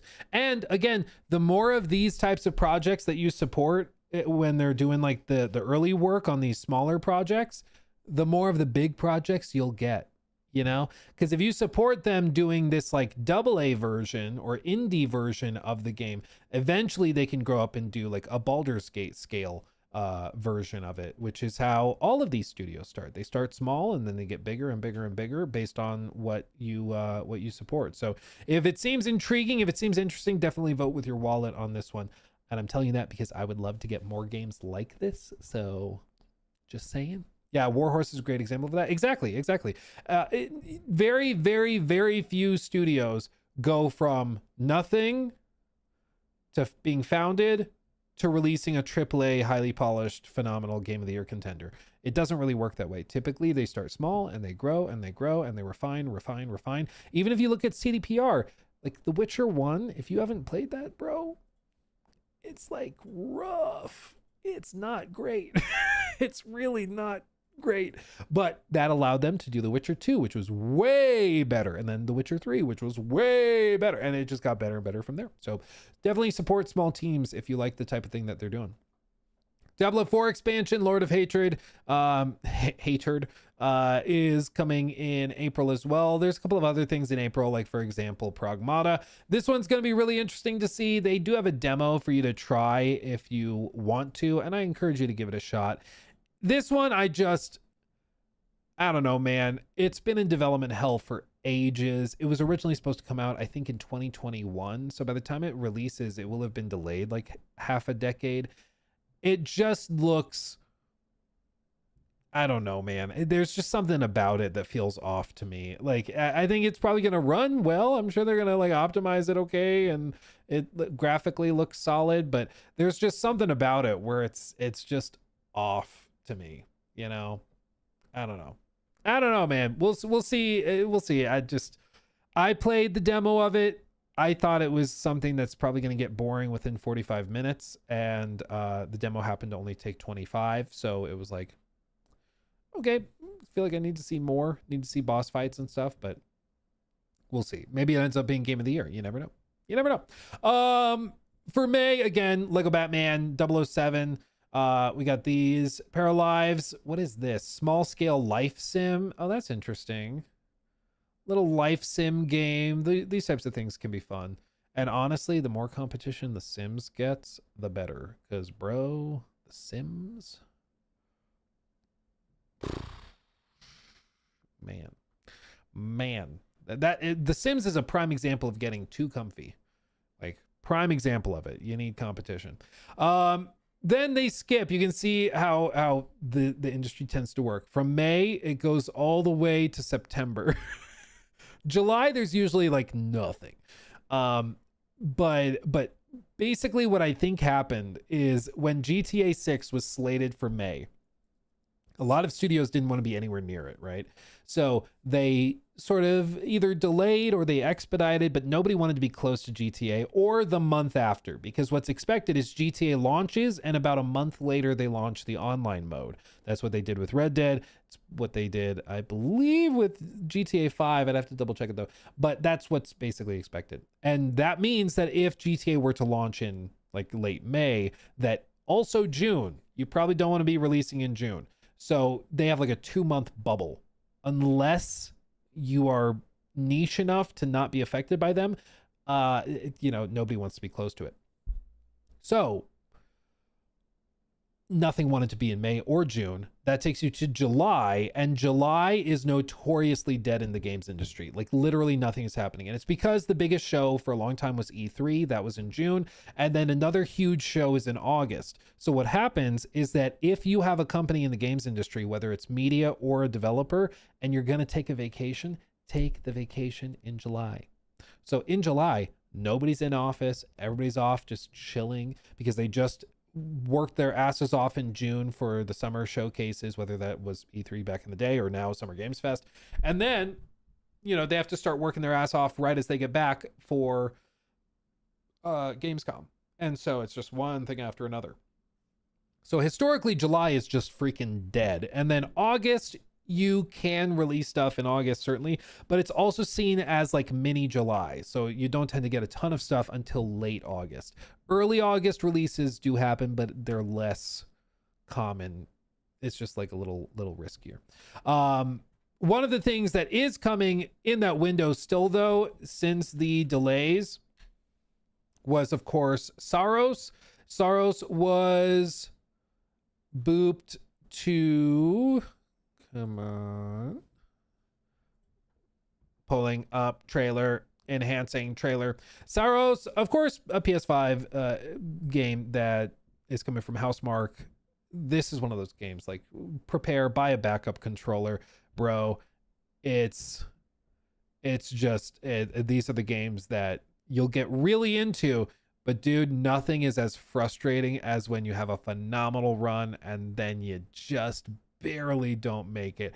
And that's what these games are, That's what they are. It's part of the progression, is that next time when you do eventually beat that boss and you do eventually get through that, it feels amazing because you just overcame that challenge that you previously failed at. But dude, it can be frustrating. There were times where I remember playing Returnal and just being like, I like, no joke, think this is bad for my health. I think this is like taking years off my life, because it's literally like, we've all done this where like you're playing the game, you die, you set the controller down,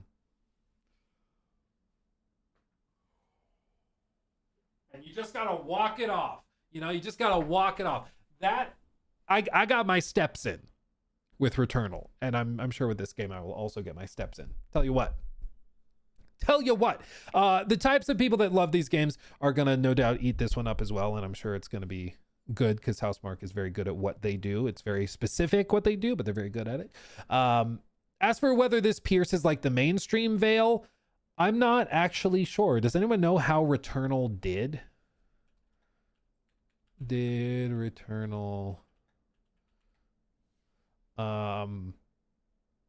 Let's see. It moved over.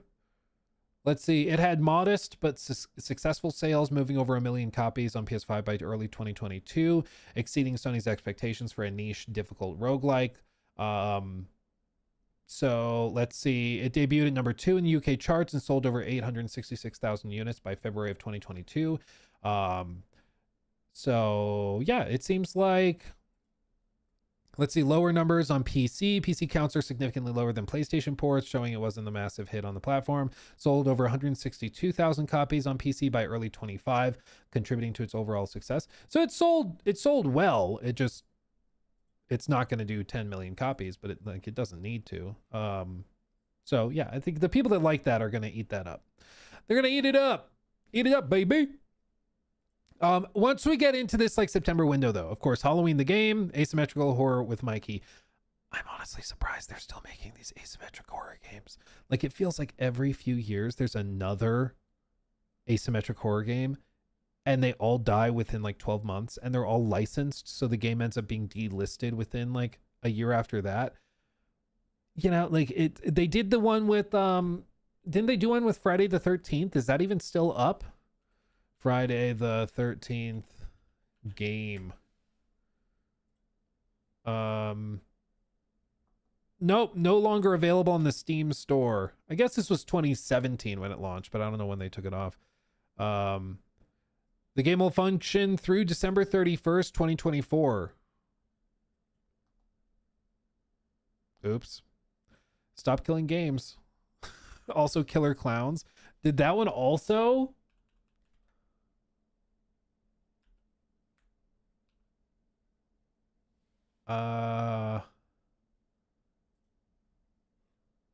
This one, oh, is it the same guy? No. 2024, 50% off.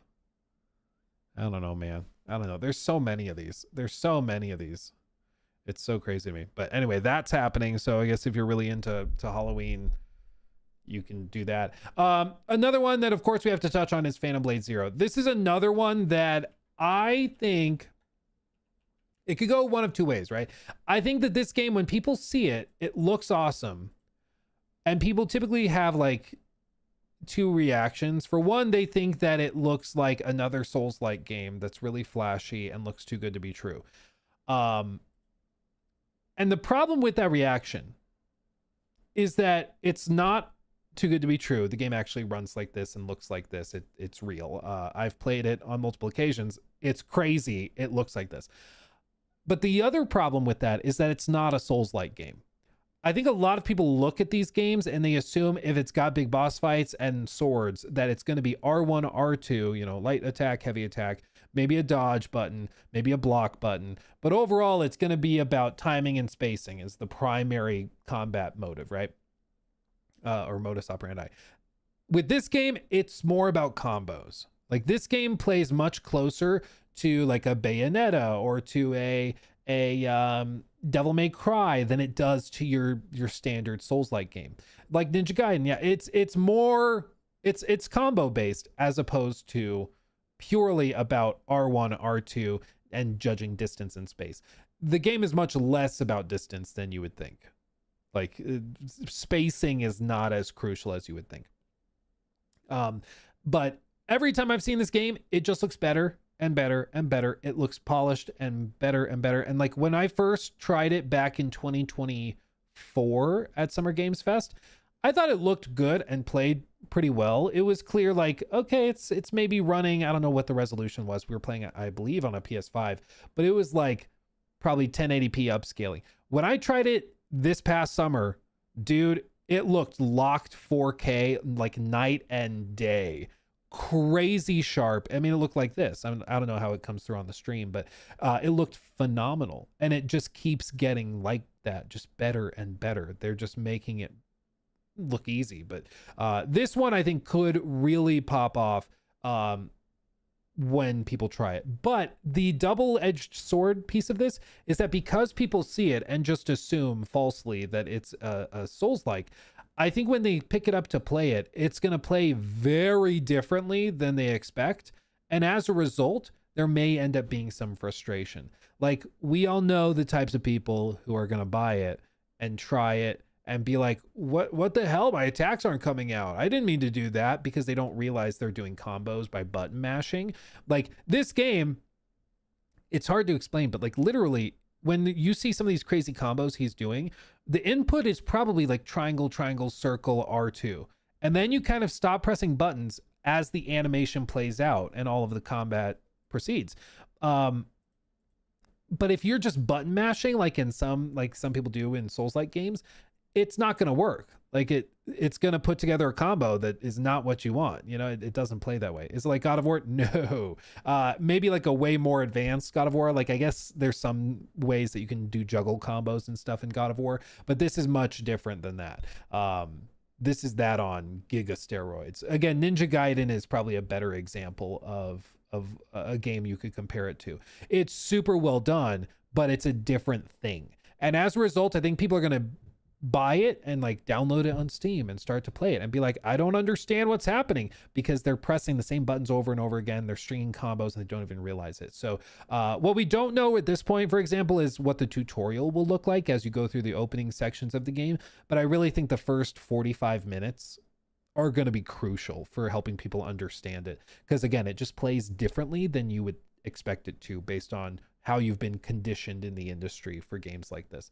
Because we just nowadays, every time you see a game with swords and boss fights, you assume it's going to be like a Souls-like. You know, you're not thinking combos, you're thinking distance and spacing and timing. Like that's all you're thinking.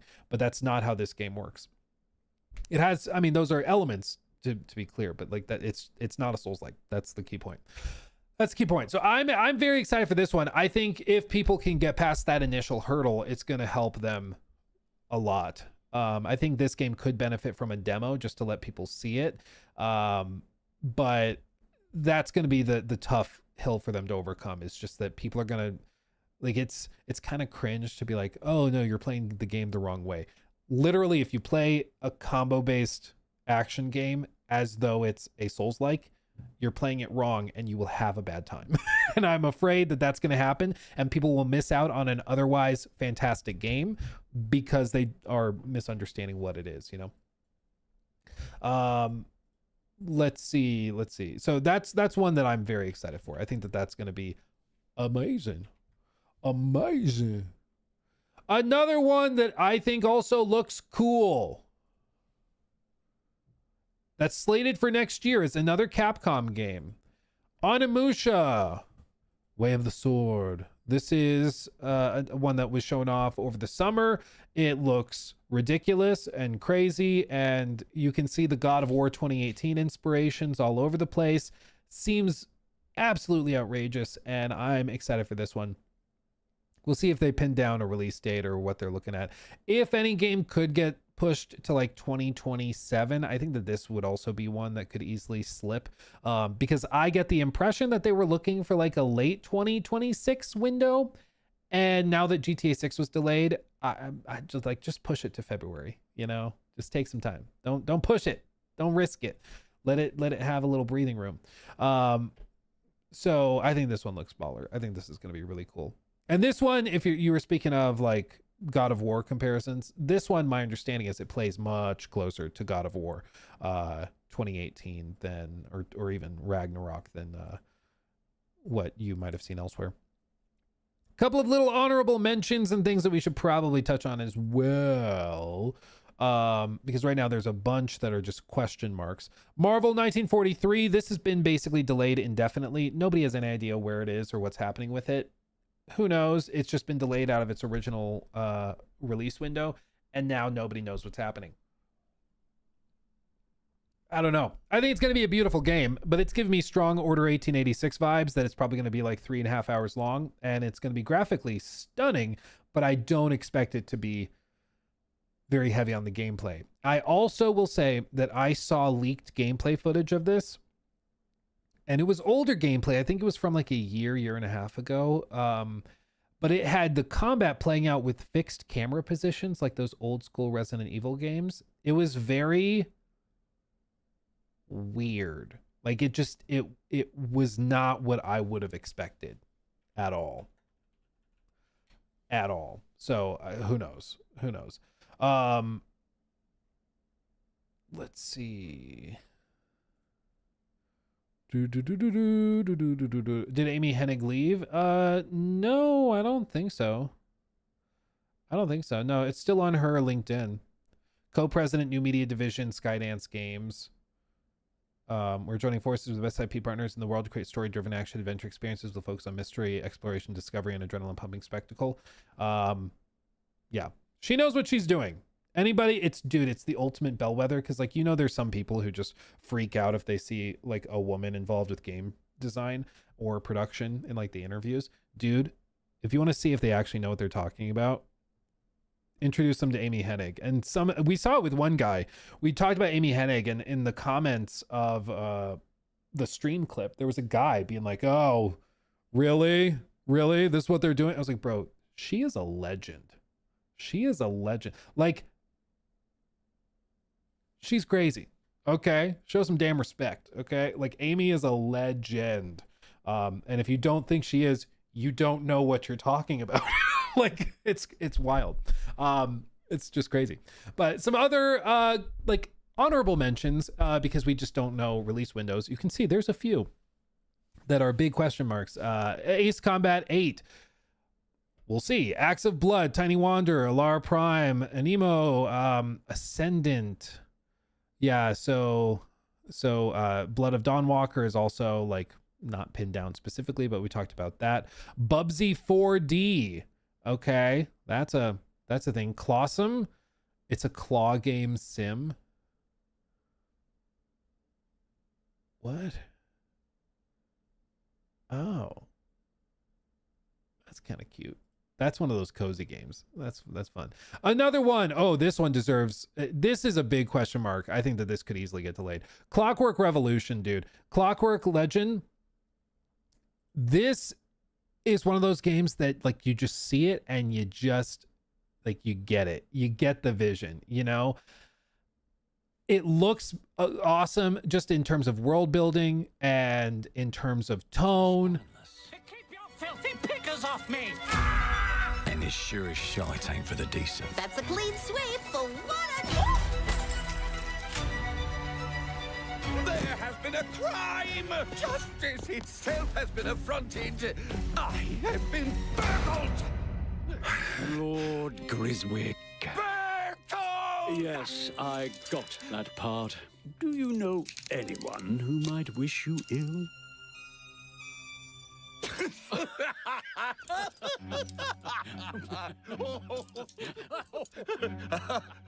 We can't arrest and question everyone. Let's see if we can narrow the suspects down a bit. Oh, dude. Trust your instinct. It looks so good. Like, again, it's so hard to describe. Even look at this menu for like picking your background for your character. Even that looks amazing. This is just one of those things that's so hard to get right about trailers. And it's sort of this ethereal thing you can't put your finger on. But there are some trailers where you see it and you just get it. It's just like, yep. I remember that happening with Expedition 33 and just being like, yep, I get it. He peed his pants. This one, if it releases in 2026, which is it is a question mark. I think this could easily slip because clearly what they're going for is like super cinematic, super ambitious. This one I could easily see turning into like a wild card game of the year level game. Like it's checking off those boxes. And this trailer made me feel in a similar way as I did with Expedition 33, where I see the trailer and it's just like, okay, I get it. I'm here for it. So I think that this one is one to really watch because I think it looks baller. This part is messed up. Anything else you'd care to say to Errol? Brains. If I hadn't seen it with my own eyes, I wouldn't have believed it. Round here, it's all sharp edges. So I'm excited for that one. I'm very excited for this one. I think it could be fantastic.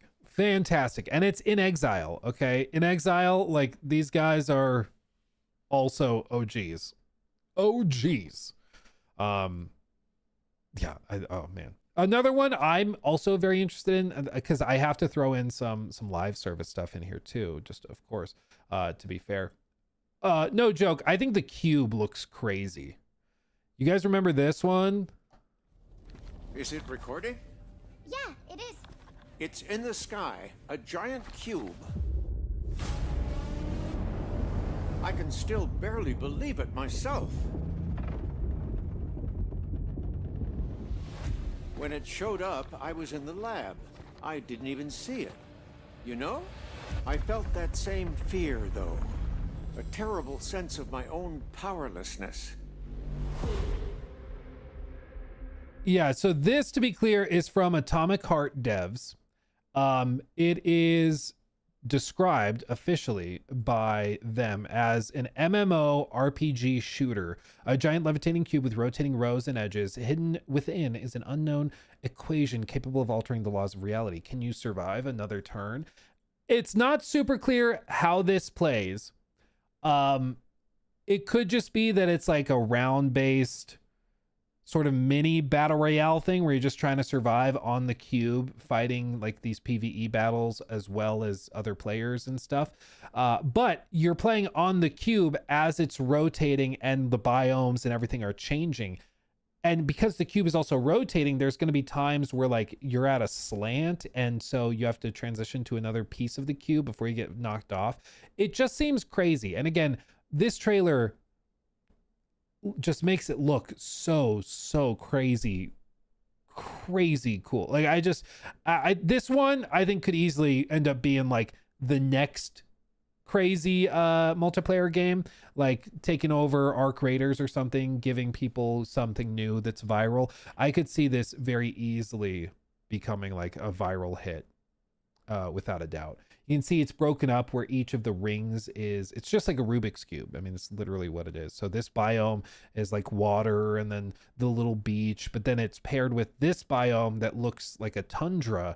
And then this biome, which is a forest. So as it cycles and rotates, you would go from fighting in the water straight into the forest, and then you rotate around, like a constantly changing and evolving map for these types of rounds. Like it seems really interesting to me. So that one's going to be really interesting to see. I'm thoroughly intrigued. They know what they're doing with the framing of some of these shots.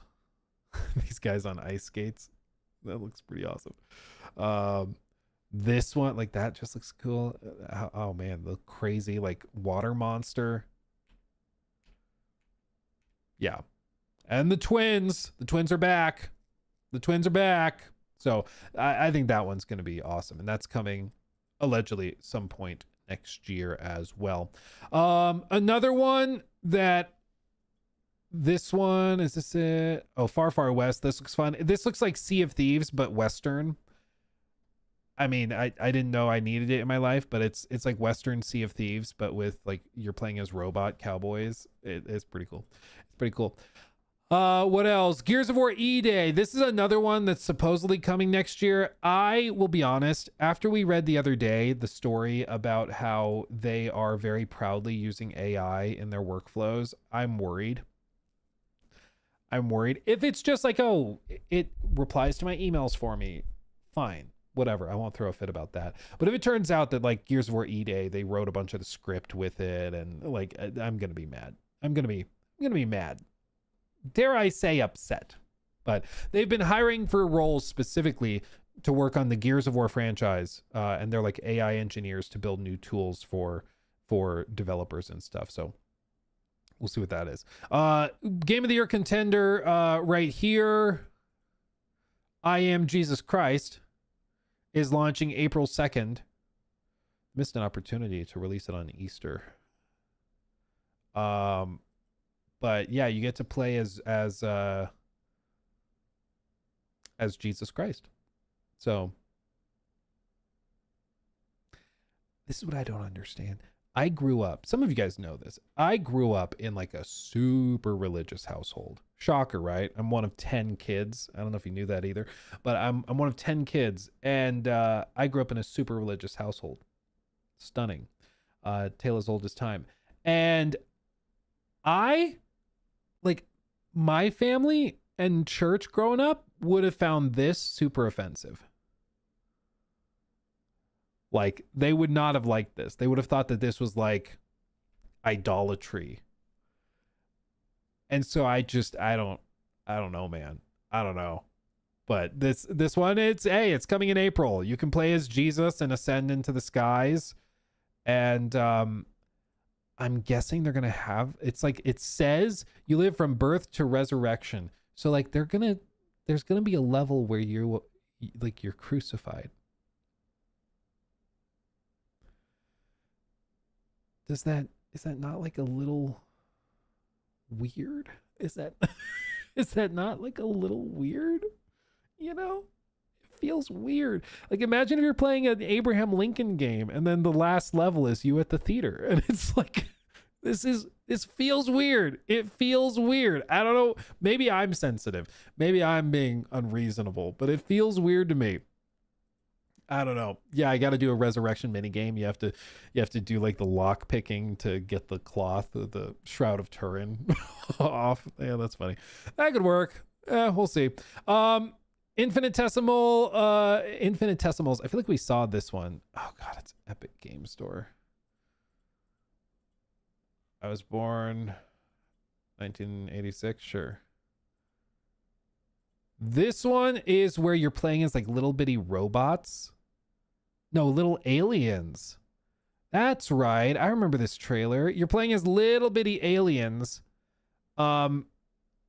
Scattered across a little like Grounded-esque world, like a Honey I Shrunk the Kids kind of world. How crazy is that? How crazy is that? Honestly, seems like a fun idea. I'm not mad at it. That's pretty cool. That's pretty cool. Okay. What else do we got? He-Man Masters of the Universe. Gothic 1 remake is coming at some point.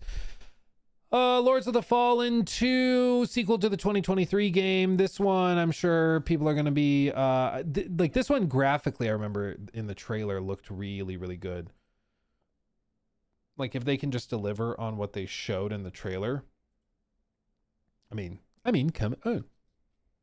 Come on. I will walk them with you. Wherever Mama. they may lead.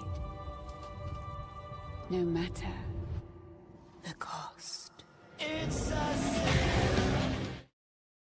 Copyrighted music, 1000%. But this looks baller, dude. This one looks cool graphically, at least. We'll see how it plays. I know some people thought that initially the first game wasn't quite where it needed to be, but then they also did a ton of work on it to improve it and overhaul it. So I'm optimistic about this one. This looks pretty cool. Looks pretty cool. We'll see how that one turns out, but it's coming soon and apparently expected possibly next year as well. Yeah, Marathon, of course, is on there too. Ooh, dude.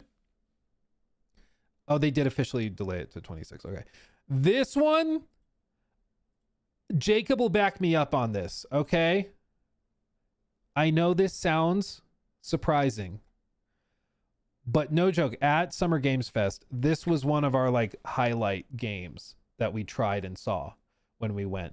It was freaking funny. It was well written. It was really, really just well put together. It was like straight up an interactive Wes Anderson movie. It was fantastic. It's like one of my most anticipated games. It does this like hybrid stop motion meets like, I don't even know what you call it, like Life is Strange art style. I love it. I love it. So this one is one to keep an eye on. When I talked to them back in June, I was like, you guys gonna release by the end of the year? Because I was wondering if they had a release date in mind or anything. And he was like, we're trying, but we're not gonna rush it. And so I'm excited for this one. This one though, I do expect, I don't remember if they told us this or if it's just my assumption. So, don't run with it. But I believe it's probably going to end up being like 4 hours long or something like that. I don't know. Maybe Jacob remembers what they told us, but it's going to be, I think, a smaller game, but it's like nonstop cinematics and like interactive sequences like that. It's hard to describe, but it's really cool. It's really cool. So I'm looking forward to that one. Mixtape, I think, is going to be baller. Not for everybody, certainly not for everybody. Don't get me wrong, but if it's your kind of game, dude, it's you're gonna eat it up. You're gonna eat it up. Another one to keep an eye on. This one, Ontos. This was one that was shown at Summer Games or at the Game Awards. This was the crazy one that was from the creators of Soma, and that was very Bioshock-esque. You remember this one?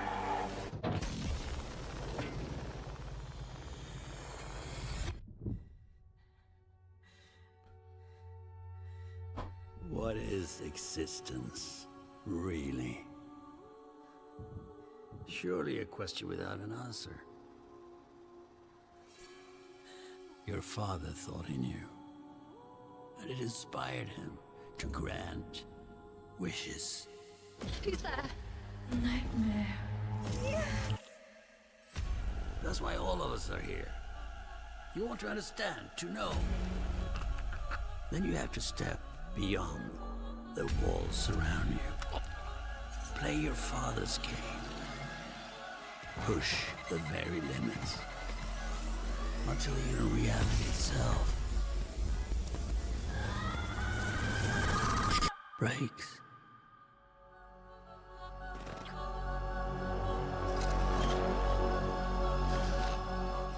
Dude, I think it looks awesome. I can't wait for that one. I can't wait for that one. Yeah, Skarsgård. Yeah, I think that's him, isn't it?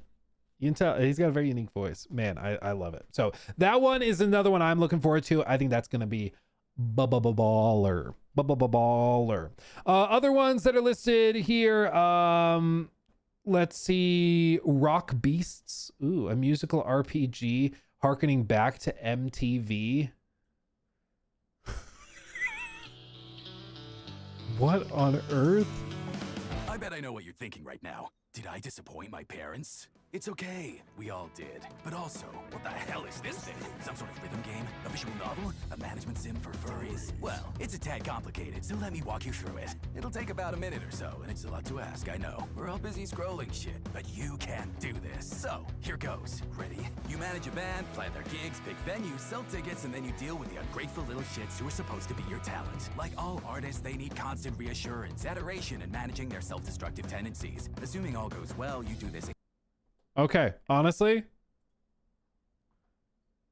kind of into it. Seems like it could be fun. We'll check it out. These are my return to later tabs. That looks fire. No Fable, no Fable. They do have Fable on here. Fable, dude, this one I just don't know where it is. I don't know where they are in the process. They've shown it for a while, but this is like one up there with State of Decay 3. Like, it should be ready, but it's not. And that's confusing. At Eric Branke donated $19.99 through Super Chat. Thank you. Was a little behind when I typed this. As massive horror movie fan, I can't believe nobody has made Halloween survival horror, i.e. Alien Isolation. The 1v4 Dead by Daylight Likes are such low hanging fruit in my opinion. Love the videos. Thank you, my friend. Glad to have you, Eric. Yeah, I also think that, like, I don't know why they don't do the Outlast formula, but in these IP, I think it's because there's a really high, like, at some point, if the companies that are licensing out these IP are not giving out the IP to like narrative survival games or something, it's probably because they just don't want to do that. What they are seeing is, I think they're seeing Dead by Daylight and they say, we want that money. We want that level of money. So let's greenlight one of those and we'll become the next Dead by Daylight. We have a big IP after all, and it doesn't work out. They lose money and they cancel it and move on, or shut it down and move on. Tale as old as time. But I do think if they were to go to, like, is it Red Barrel that does Outlast? Now they have their own live service version of it. But if they were to go to a studio and do like a linear survival game set in one of these horror universes, I think it'd be awesome. But yeah, there's none of them are doing it. I'm guessing it's probably monetarily motivated. Shocker, I know. But yeah, Fable, this one, again, people have, like this one got swarmed by the same dudes that went after, what was it? I don't know. There's another game where they were complaining about the design of some of the women in the game, saying they were ugly, and fugly looking.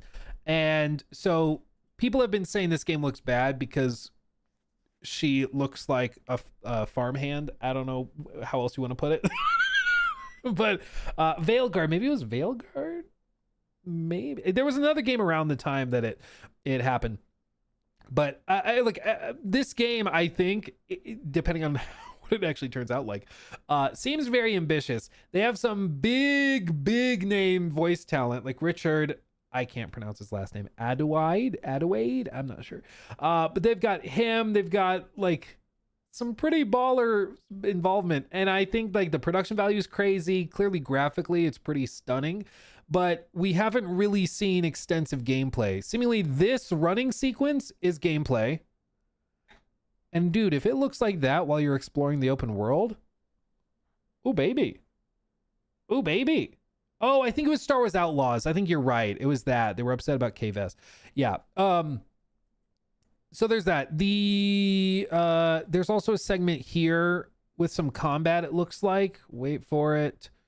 This looks like combat. That looks like a finishing move.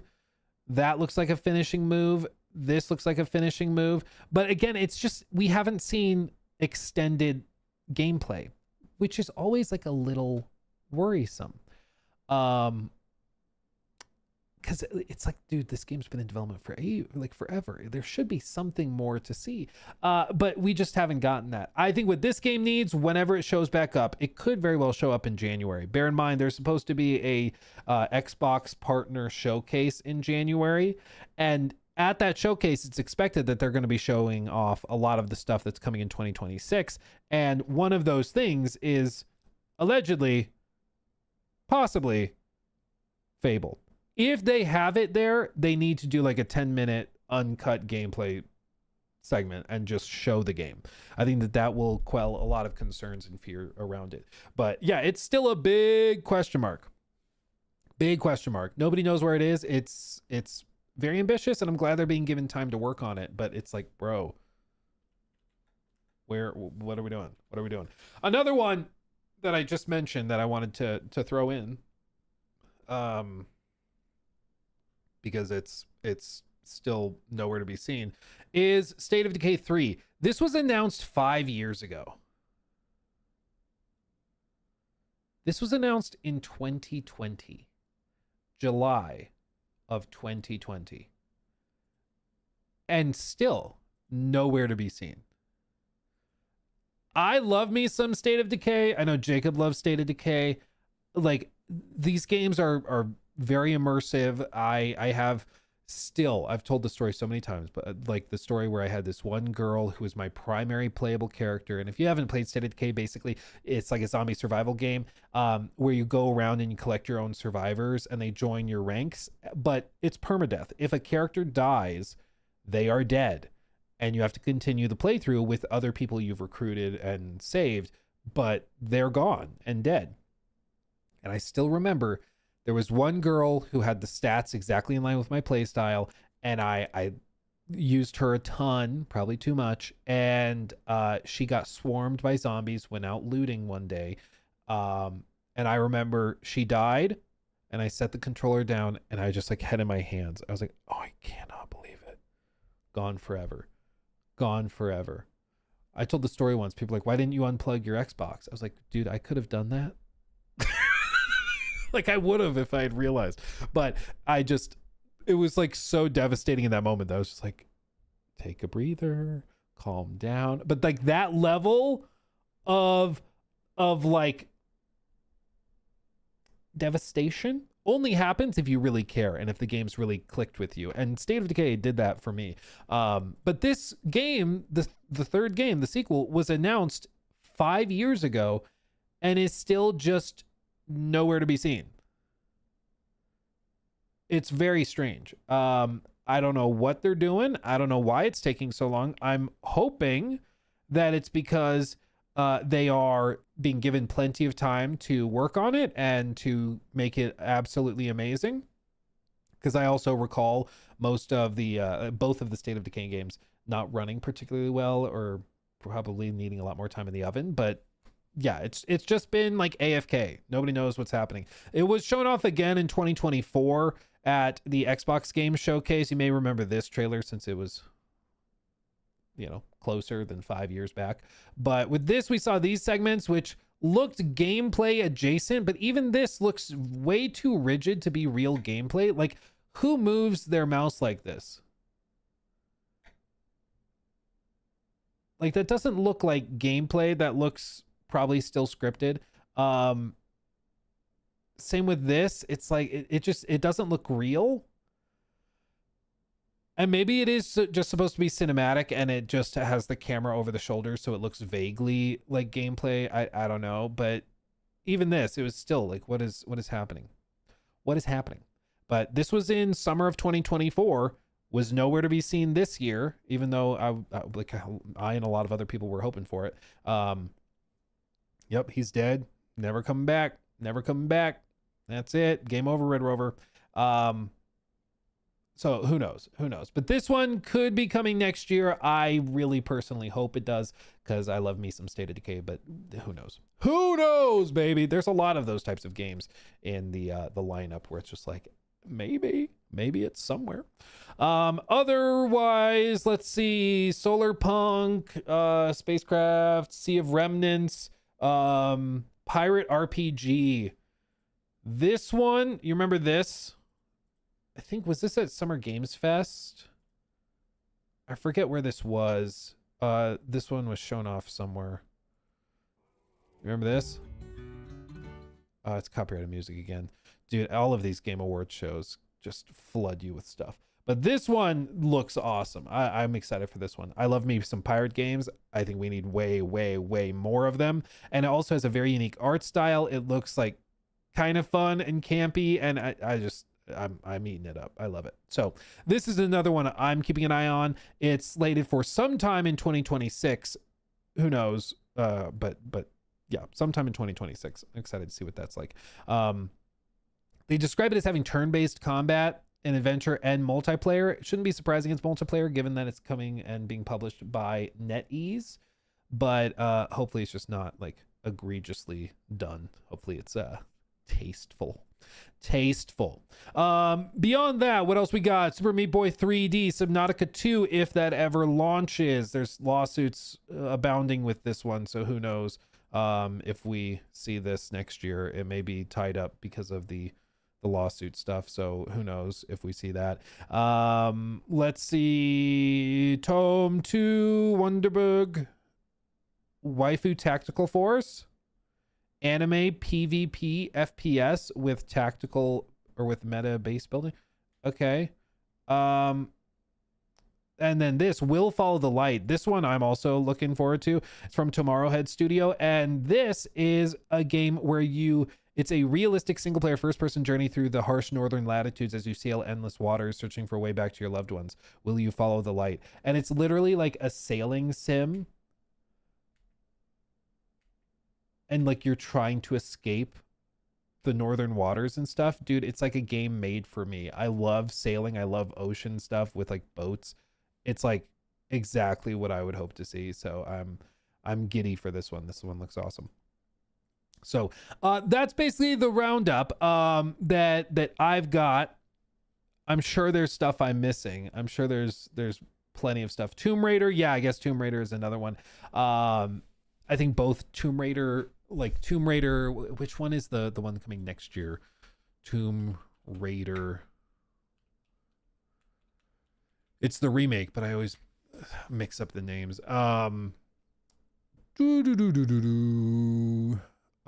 Legacy of Atlantis. Voila.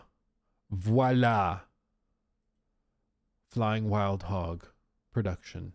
This one also, I mean, if it's a faithful remake to the original vibe, that alone is pretty phenomenal and remarkable. And it seems to be doing just about everything right. I mean, I don't I don't really see anything in this where I'm like, uh-oh, but I mean, you never know. I think it looks really cool. And I'm glad to see them after all the troubles that they've had as a studio coming out and like actually putting together something that people are digging and that looks pretty solid. It's good to see. It's nice. It's good to see. Control Resonant. Ooh, that's another one. That's another one. Control. Oh, I know another one that we have to talk about. Otherwise, people will be upset. I know another one we have to.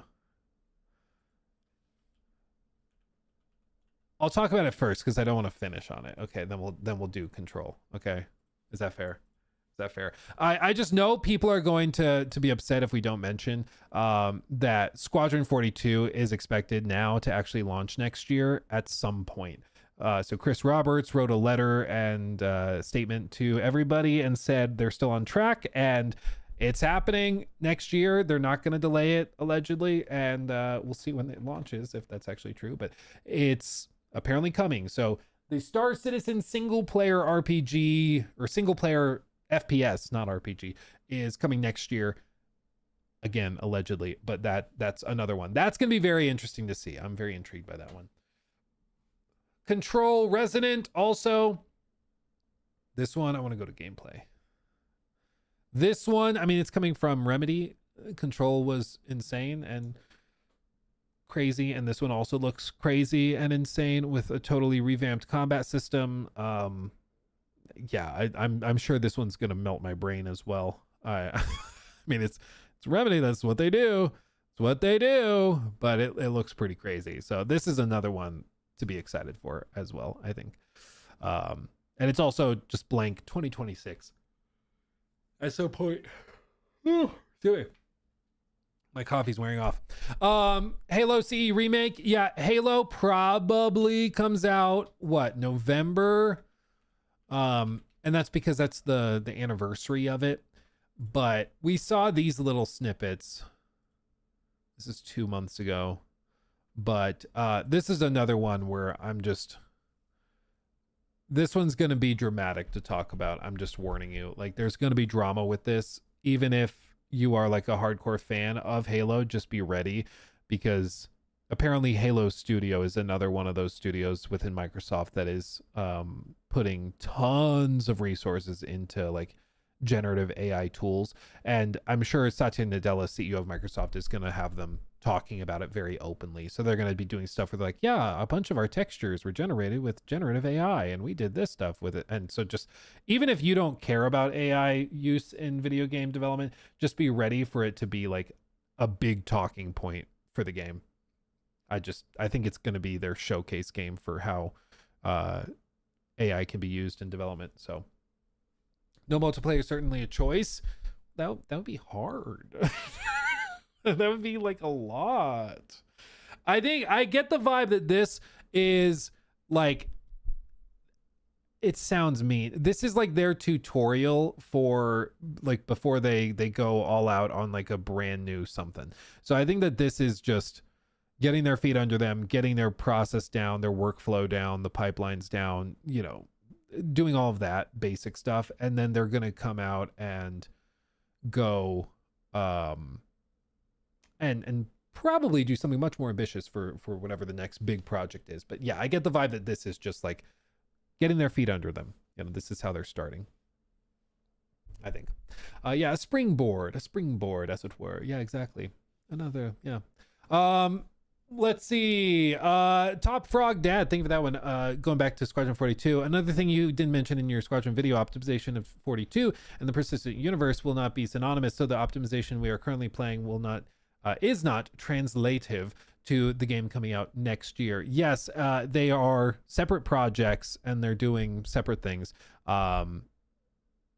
Yes, I mean, I thought that went without saying, but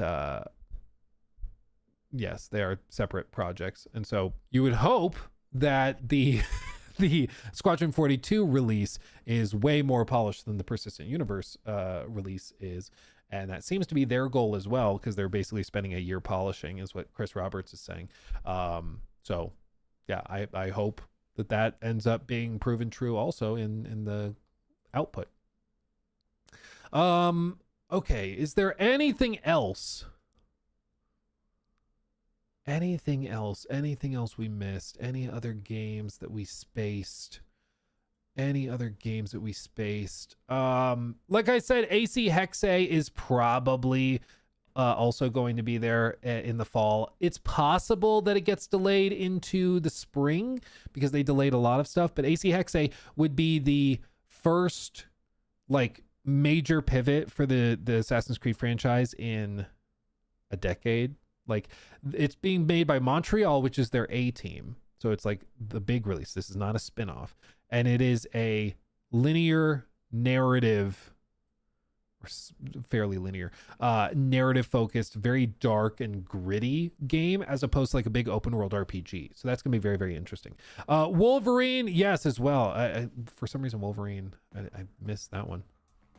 Wolverine is also looking like it's releasing in late 2026. This one could also get delayed.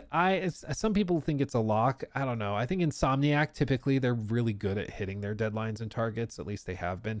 So I'd be surprised if they had to delay it. But this one's gonna be crazy and just totally outrageous. Like I said the other day, though, my big concern with this is just frankly, it's just frankly gonna be the writing. Like, going back and seeing some of those clips from Spider-Man 2, I'm like, bro, it's bad. Like, it's bad.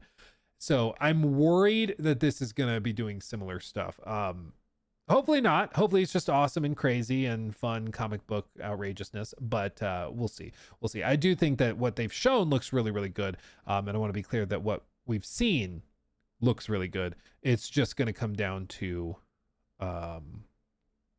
execution on some of the other stuff. But yeah, I mean, it looks outrageous. Yeah, please consult an actual comic book writer. That would be ideal. I don't know if they've said if they're doing that or not, but yeah, we'll see. But I think Wolverine, from what they've shown, looks awesome. I just don't know about final execution when it comes to the writing. Let's see if the CDPR timeline is accurate. Do you think we will get Witcher game and Cyberpunk 2 before the next Bethesda attempt at a video game?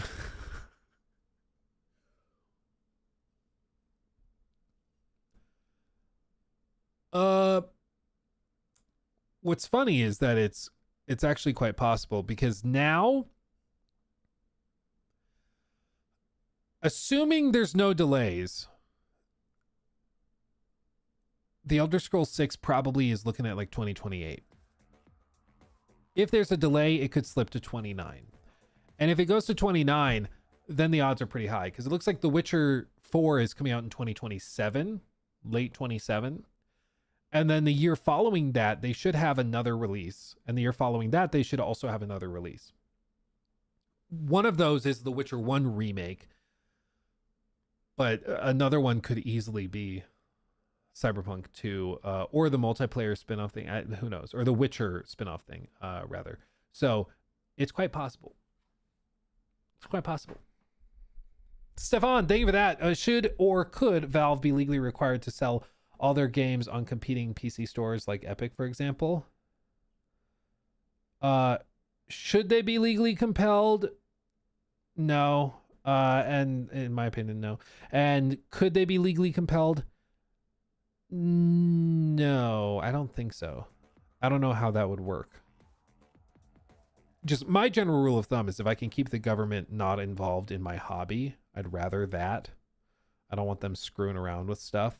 The one exception being, like, I would be okay if there was just a broad law passed to not allow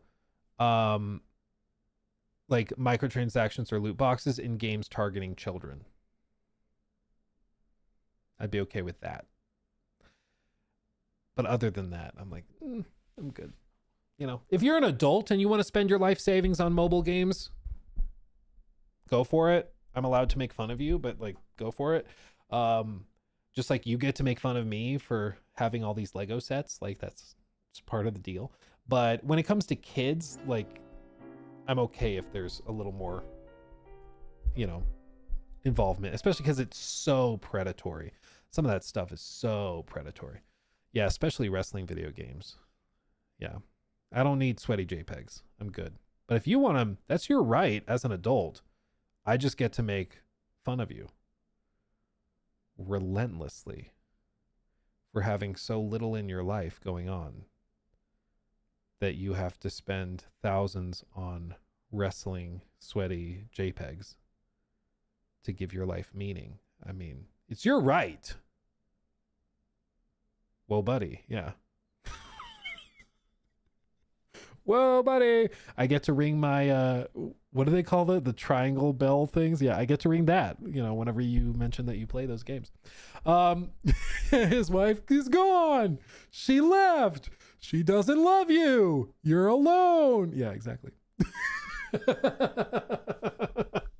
Hello, Luke. Congrats on New Game Plus, says Enigma. Thank you for 14 months. My goodness. No one should choose this tier, by the way. I saw the post on X and didn't know it was yours. I'm a little out of the loop. Have you already talked about it, or you can't until January 8th? I want to know more on the other news. I'm about to finish AC Odyssey today. Let's go. You're right. It's fun. Yeah, dude, as an open world fantasy adventure game, it's quite good. As an like a Assassin's Creed game, not great, but as a it's like barely an Assassin's Creed game, but as an open world adventure like fantasy game, it's pretty good, especially once you start exploring, like you find the Minotaur and stuff like that. It gets just outrageous. As for New Game Plus, we did talk about it earlier on the stream. I will have more to be able to share because we'll have a trailer dropping in a handful of days, and so I'll be able to about a week I'll be able to talk more about specifically what's going to be at the show and what people can expect. But it's basically like a smaller project that we're just starting out. So this first year is just us getting our feet under ourselves. But so many developers were so excited to have something where they could show their games and not have to spend $250,000. Like, sounds crazy, I know. But so many studios, especially smaller studios, they want to share their game, but they just can't because they don't have millions to throw at marketing. And so our goal with that is to let the games speak for themselves. It's self-funded this time. Maybe next year, you know, we have the ability to you know, get like a Doritos sponsorship or something. But the goal is that the games that are shown are not paying to be there. Like, they are shown because we think they're worth seeing. That's the idea, at least. Will there be an indie power hour type thing? I mean, there's plenty of indie stuff, but we also have some pretty massive games as well. Games that we've talked about like in this segment here too. So there's going to be a lot. And I'm really excited about it. And I'm also, more than anything, really excited at what it can turn into. Because right now, like this year, it's going to start really, really lean because we kind of threw it together in a few months. But next year, it's going to be crazy. I'm really, really excited.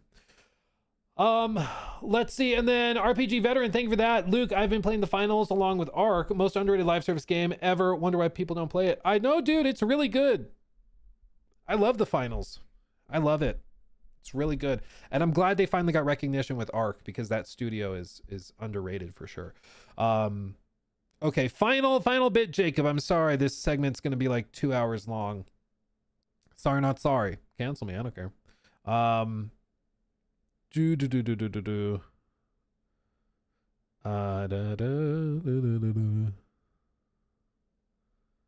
Okay.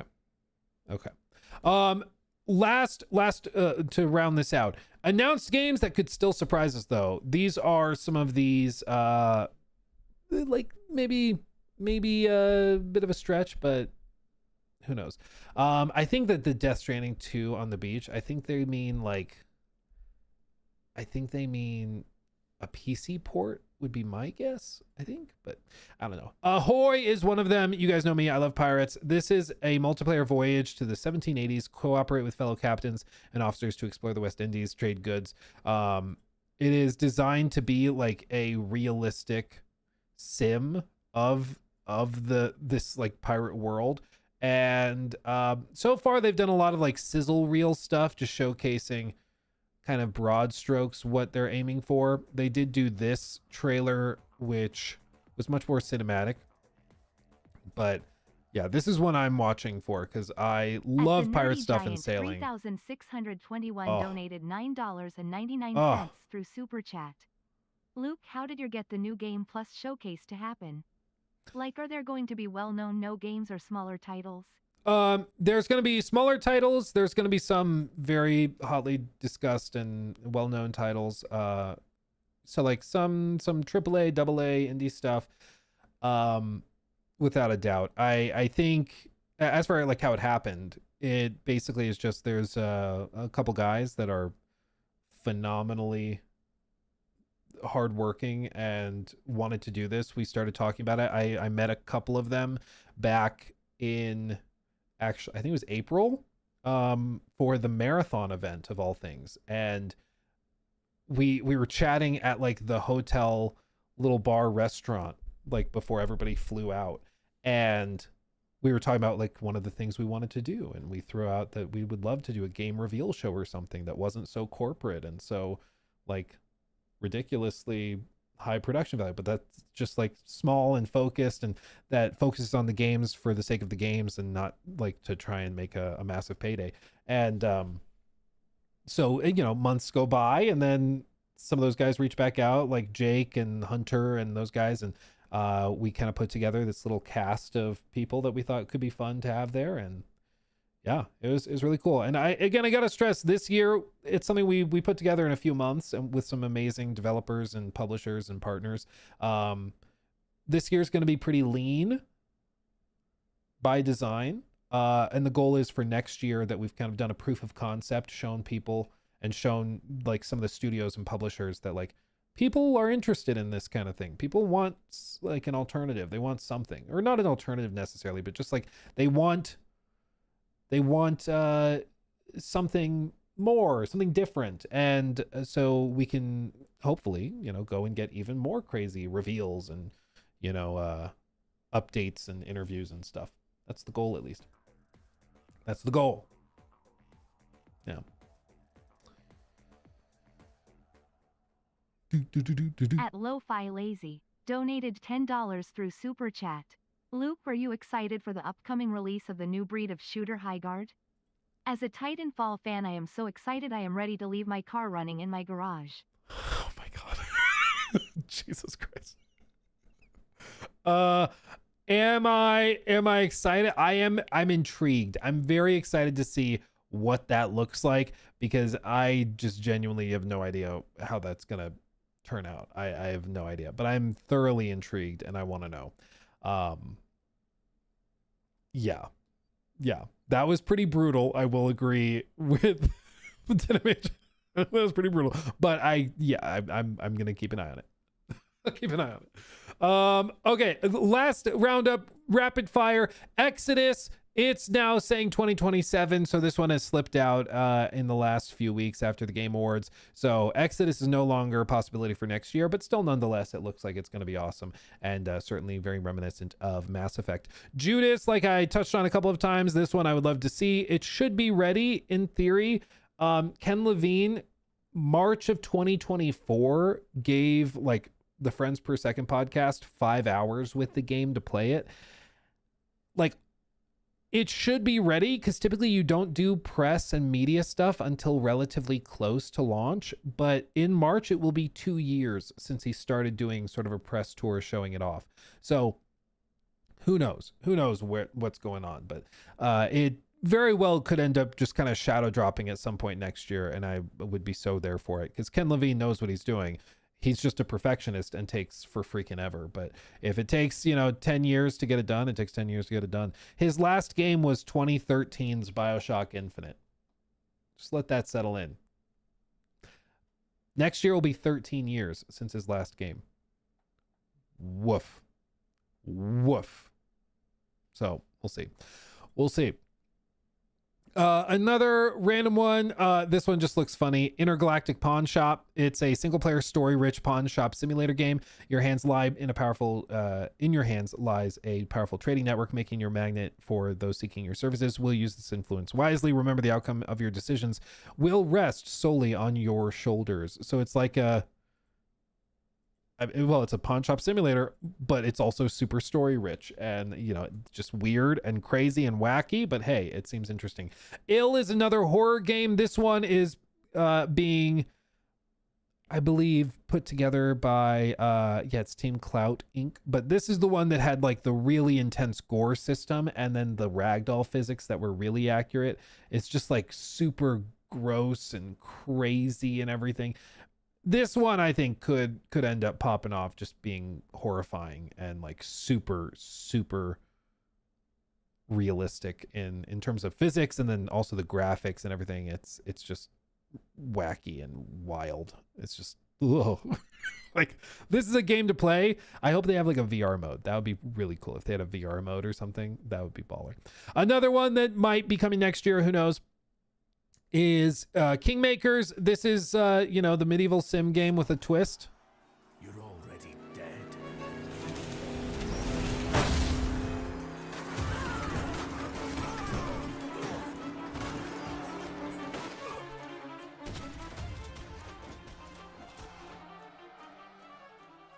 I don't know what else to say about this one, but it's just literally outrageous and insane. And it's just like, you can tell they built out this system for hundreds or thousands of NPCs on screen fighting each other, and then they're like, yeah, well, what if you could just drive a car into them or have a bazooka? And then they turned that into a game, just turned it into a game. And honestly, I'm here for it. This is like, again, one of those junk food games. I just need a sandbox mode. I don't need it to have a story. I don't need it to have anything like that. Just give me a sandbox mode and go crazy. Just spawn 5,000 of these guys and just fight them off with grenade launchers and stuff. That would be fun. I don't know if they've said if it has multiplayer support. Oh, it's got co-op. Okay, it's got co-op. So playing this with your buddies or buddies could be really, really fun. I could see that being just outrageous. So yeah, I'm excited for that one. That one looks crazy. And then another one, which this one is also never say never, but this one, of course, is hotly anticipated. Light No Fire. What a one to end on. It's No Man's Sky, but instead it's set instead of being set with sci-fi, it is now fantasy. And instead of it being galaxies of planets and star systems, it is just one planet.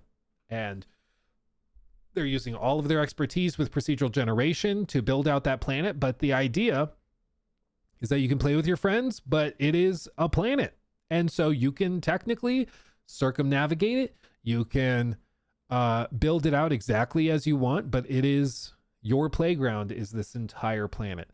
It's a big task.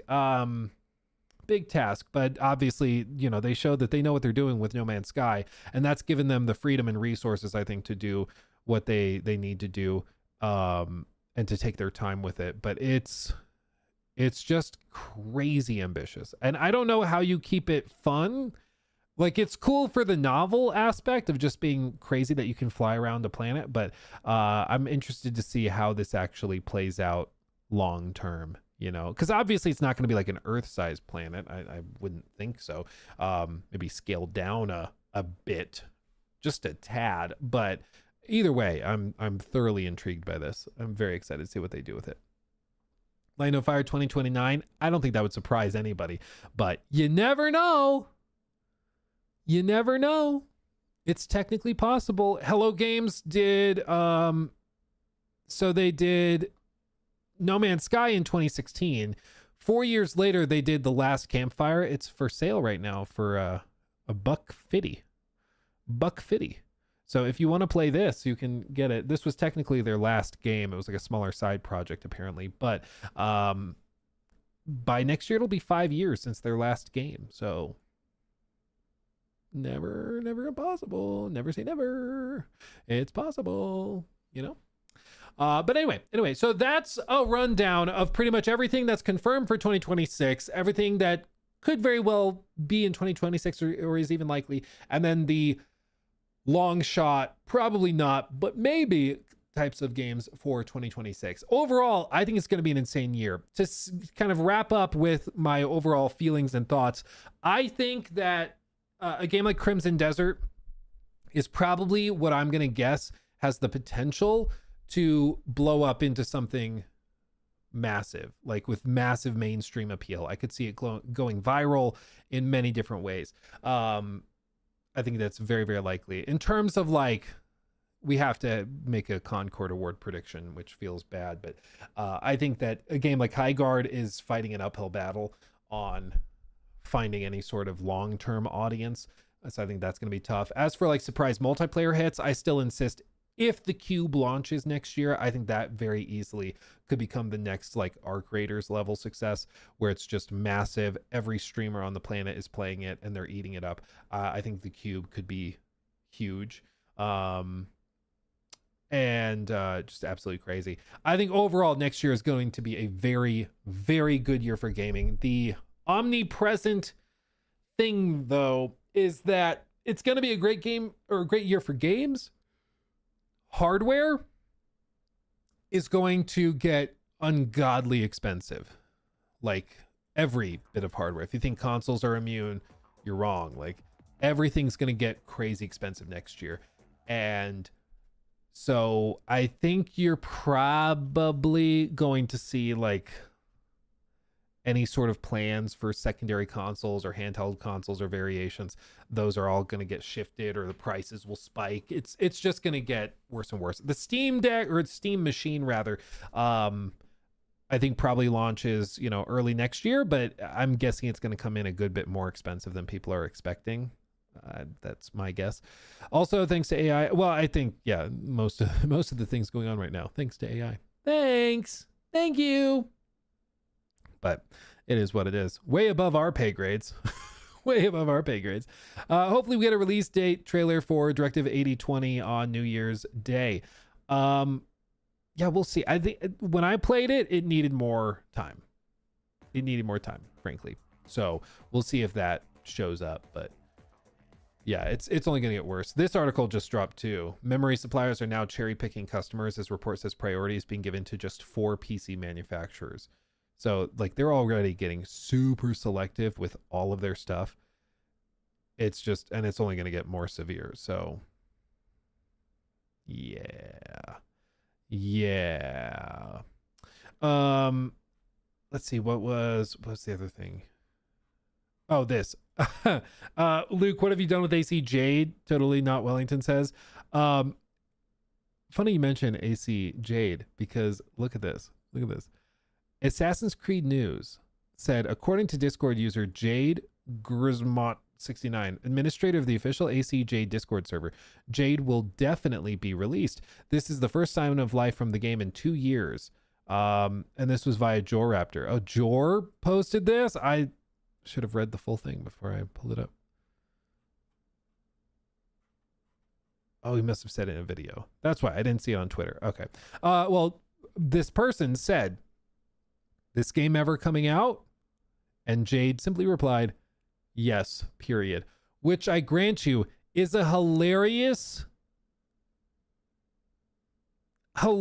thing to have to like report on, that they said, yes, the game's releasing. But dude, it's been like 2 years of pretty much silence from them. Nobody knows what's going on. My sneaking suspicion is that it was, put together by Tencent. I think it was pretty heavily pay to win. And I think when Ubisoft started revisiting their monetization strategies over the last like year and a half, they really overhauled a lot of stuff. And I think that they've been reworking it to get rid of the pay to win stuff, because I think they knew that that was not going to go over well. So that's my sneaking suspicion and hope. But other than that, we just don't know where it is. Like, it's just been gone. There was a playtest that happened with it. I think it was in late 2024. And then they just didn't do anything after that. Like, we literally don't know what happened. Apparently the people who played it said it was like really polished and ran well and looked beautiful and had like pretty much content complete stuff, at least in the section they were playing. But it disappeared for 2 years. It's just really weird. So who knows? But they are confirming, nope, it's still alive. It's coming. So maybe early next year we see it. I don't know. But next year, 2026, it's quite likely we get 4 Assassin's Creed games. which I know sounds ridiculous, but it's because we will have Black Flag early in the year. We will have Jade at some point, right?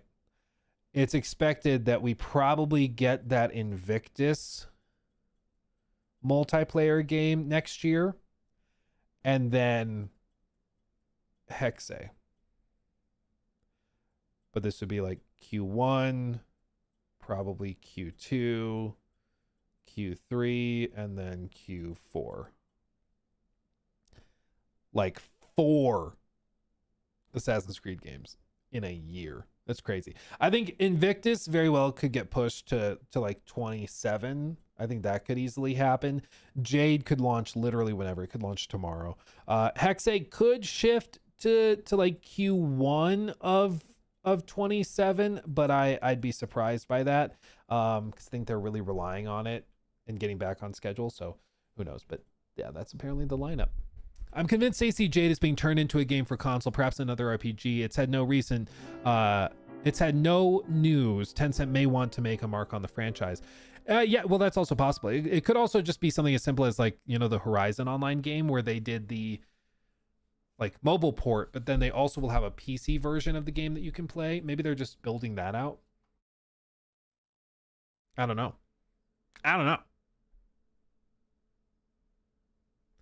Cancel me. I don't care. Spider Wolf, thank you for the membership, by the way, my friend. Thank you.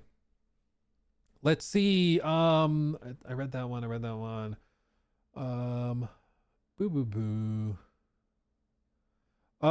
Let's see. The Denimage says with a $5 super chat, because of how well Expedition 33 did, do you think Sony would consider a Legend of the Dragoon or Dragon game? It's spelled Dragoon, so I said okay. Anyway, with similar mechanics and how story driven it was. I mean, I would never say never. I do think we'll see a lot of Expedition 33. I might say clones, but let's say inspired games. Tides of Tomorrow or Tides of Annihilation? Nothing that I know of. Love to see more, but yeah, nothing that I know of. Dragoon is the correct spelling. Okay, whenever I see something that looks like dragon but with an extra O, I start stressing.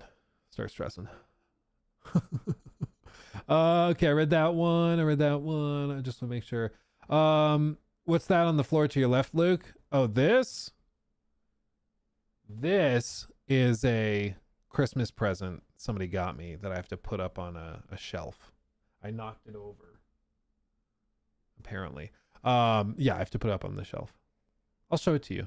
I have to unpack it, but I'll show it to you. Don't you worry. Did I see the other game, Plan 8? I have not seen that.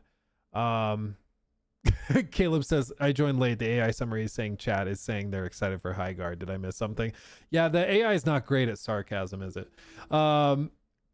Neo Complete Edition is 90% off, sitting at like $5. Oh, hell yeah. Definitely. Go get that, guys. Go get that.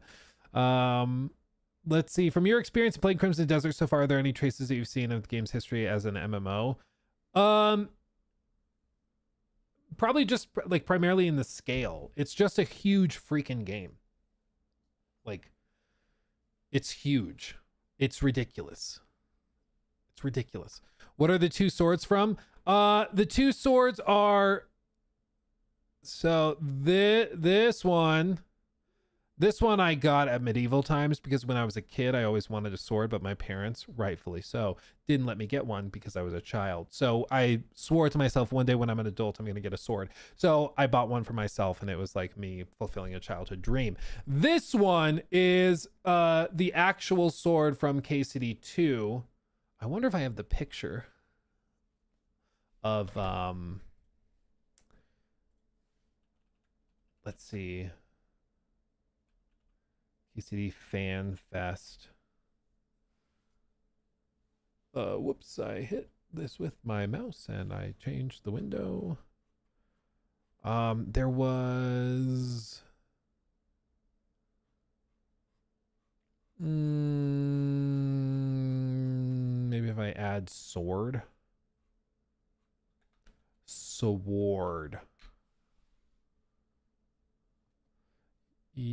No, that's not that one. It's this sword. I wanted the picture of us on stage, but it's Sir Radzig's sword. It's this one.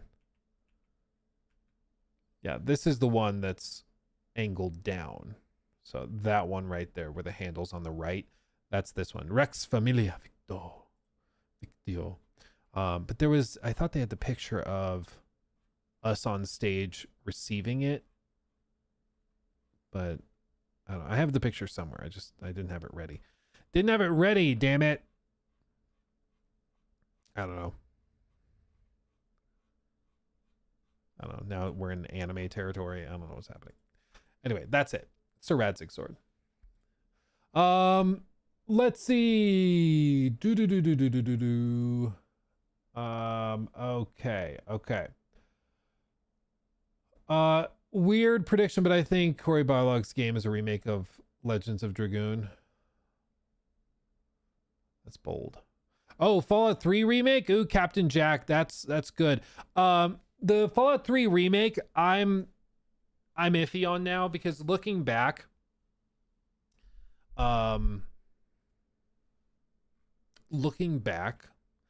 at the original leaked calendar,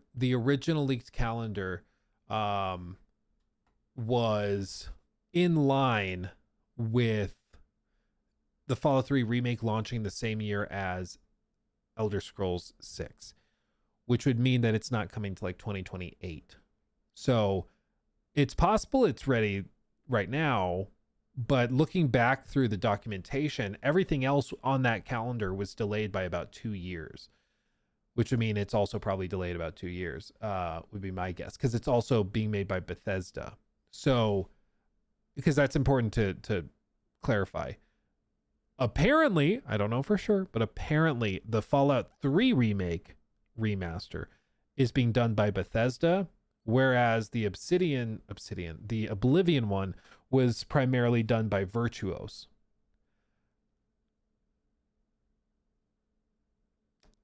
I hope that's not the case. I hope Virtuos is helping, but we'll see. I think they could use Virtuos' help, but I don't know. Okay.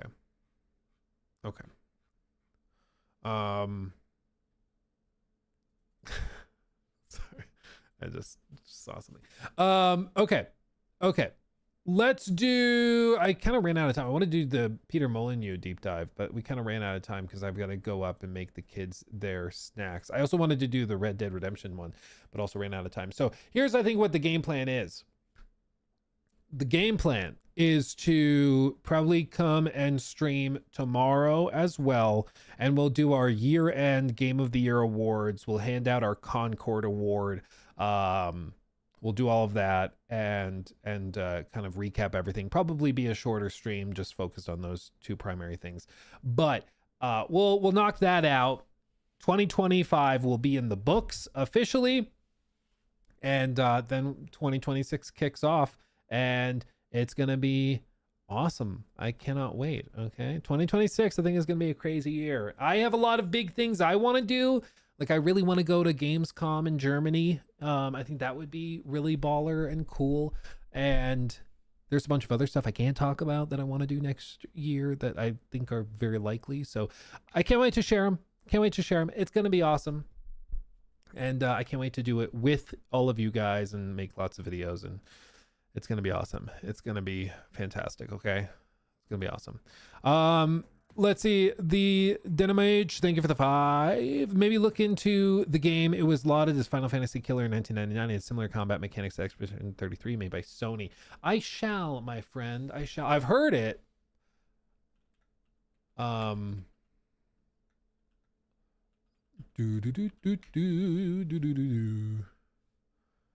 Yeah, I've heard it or heard of it.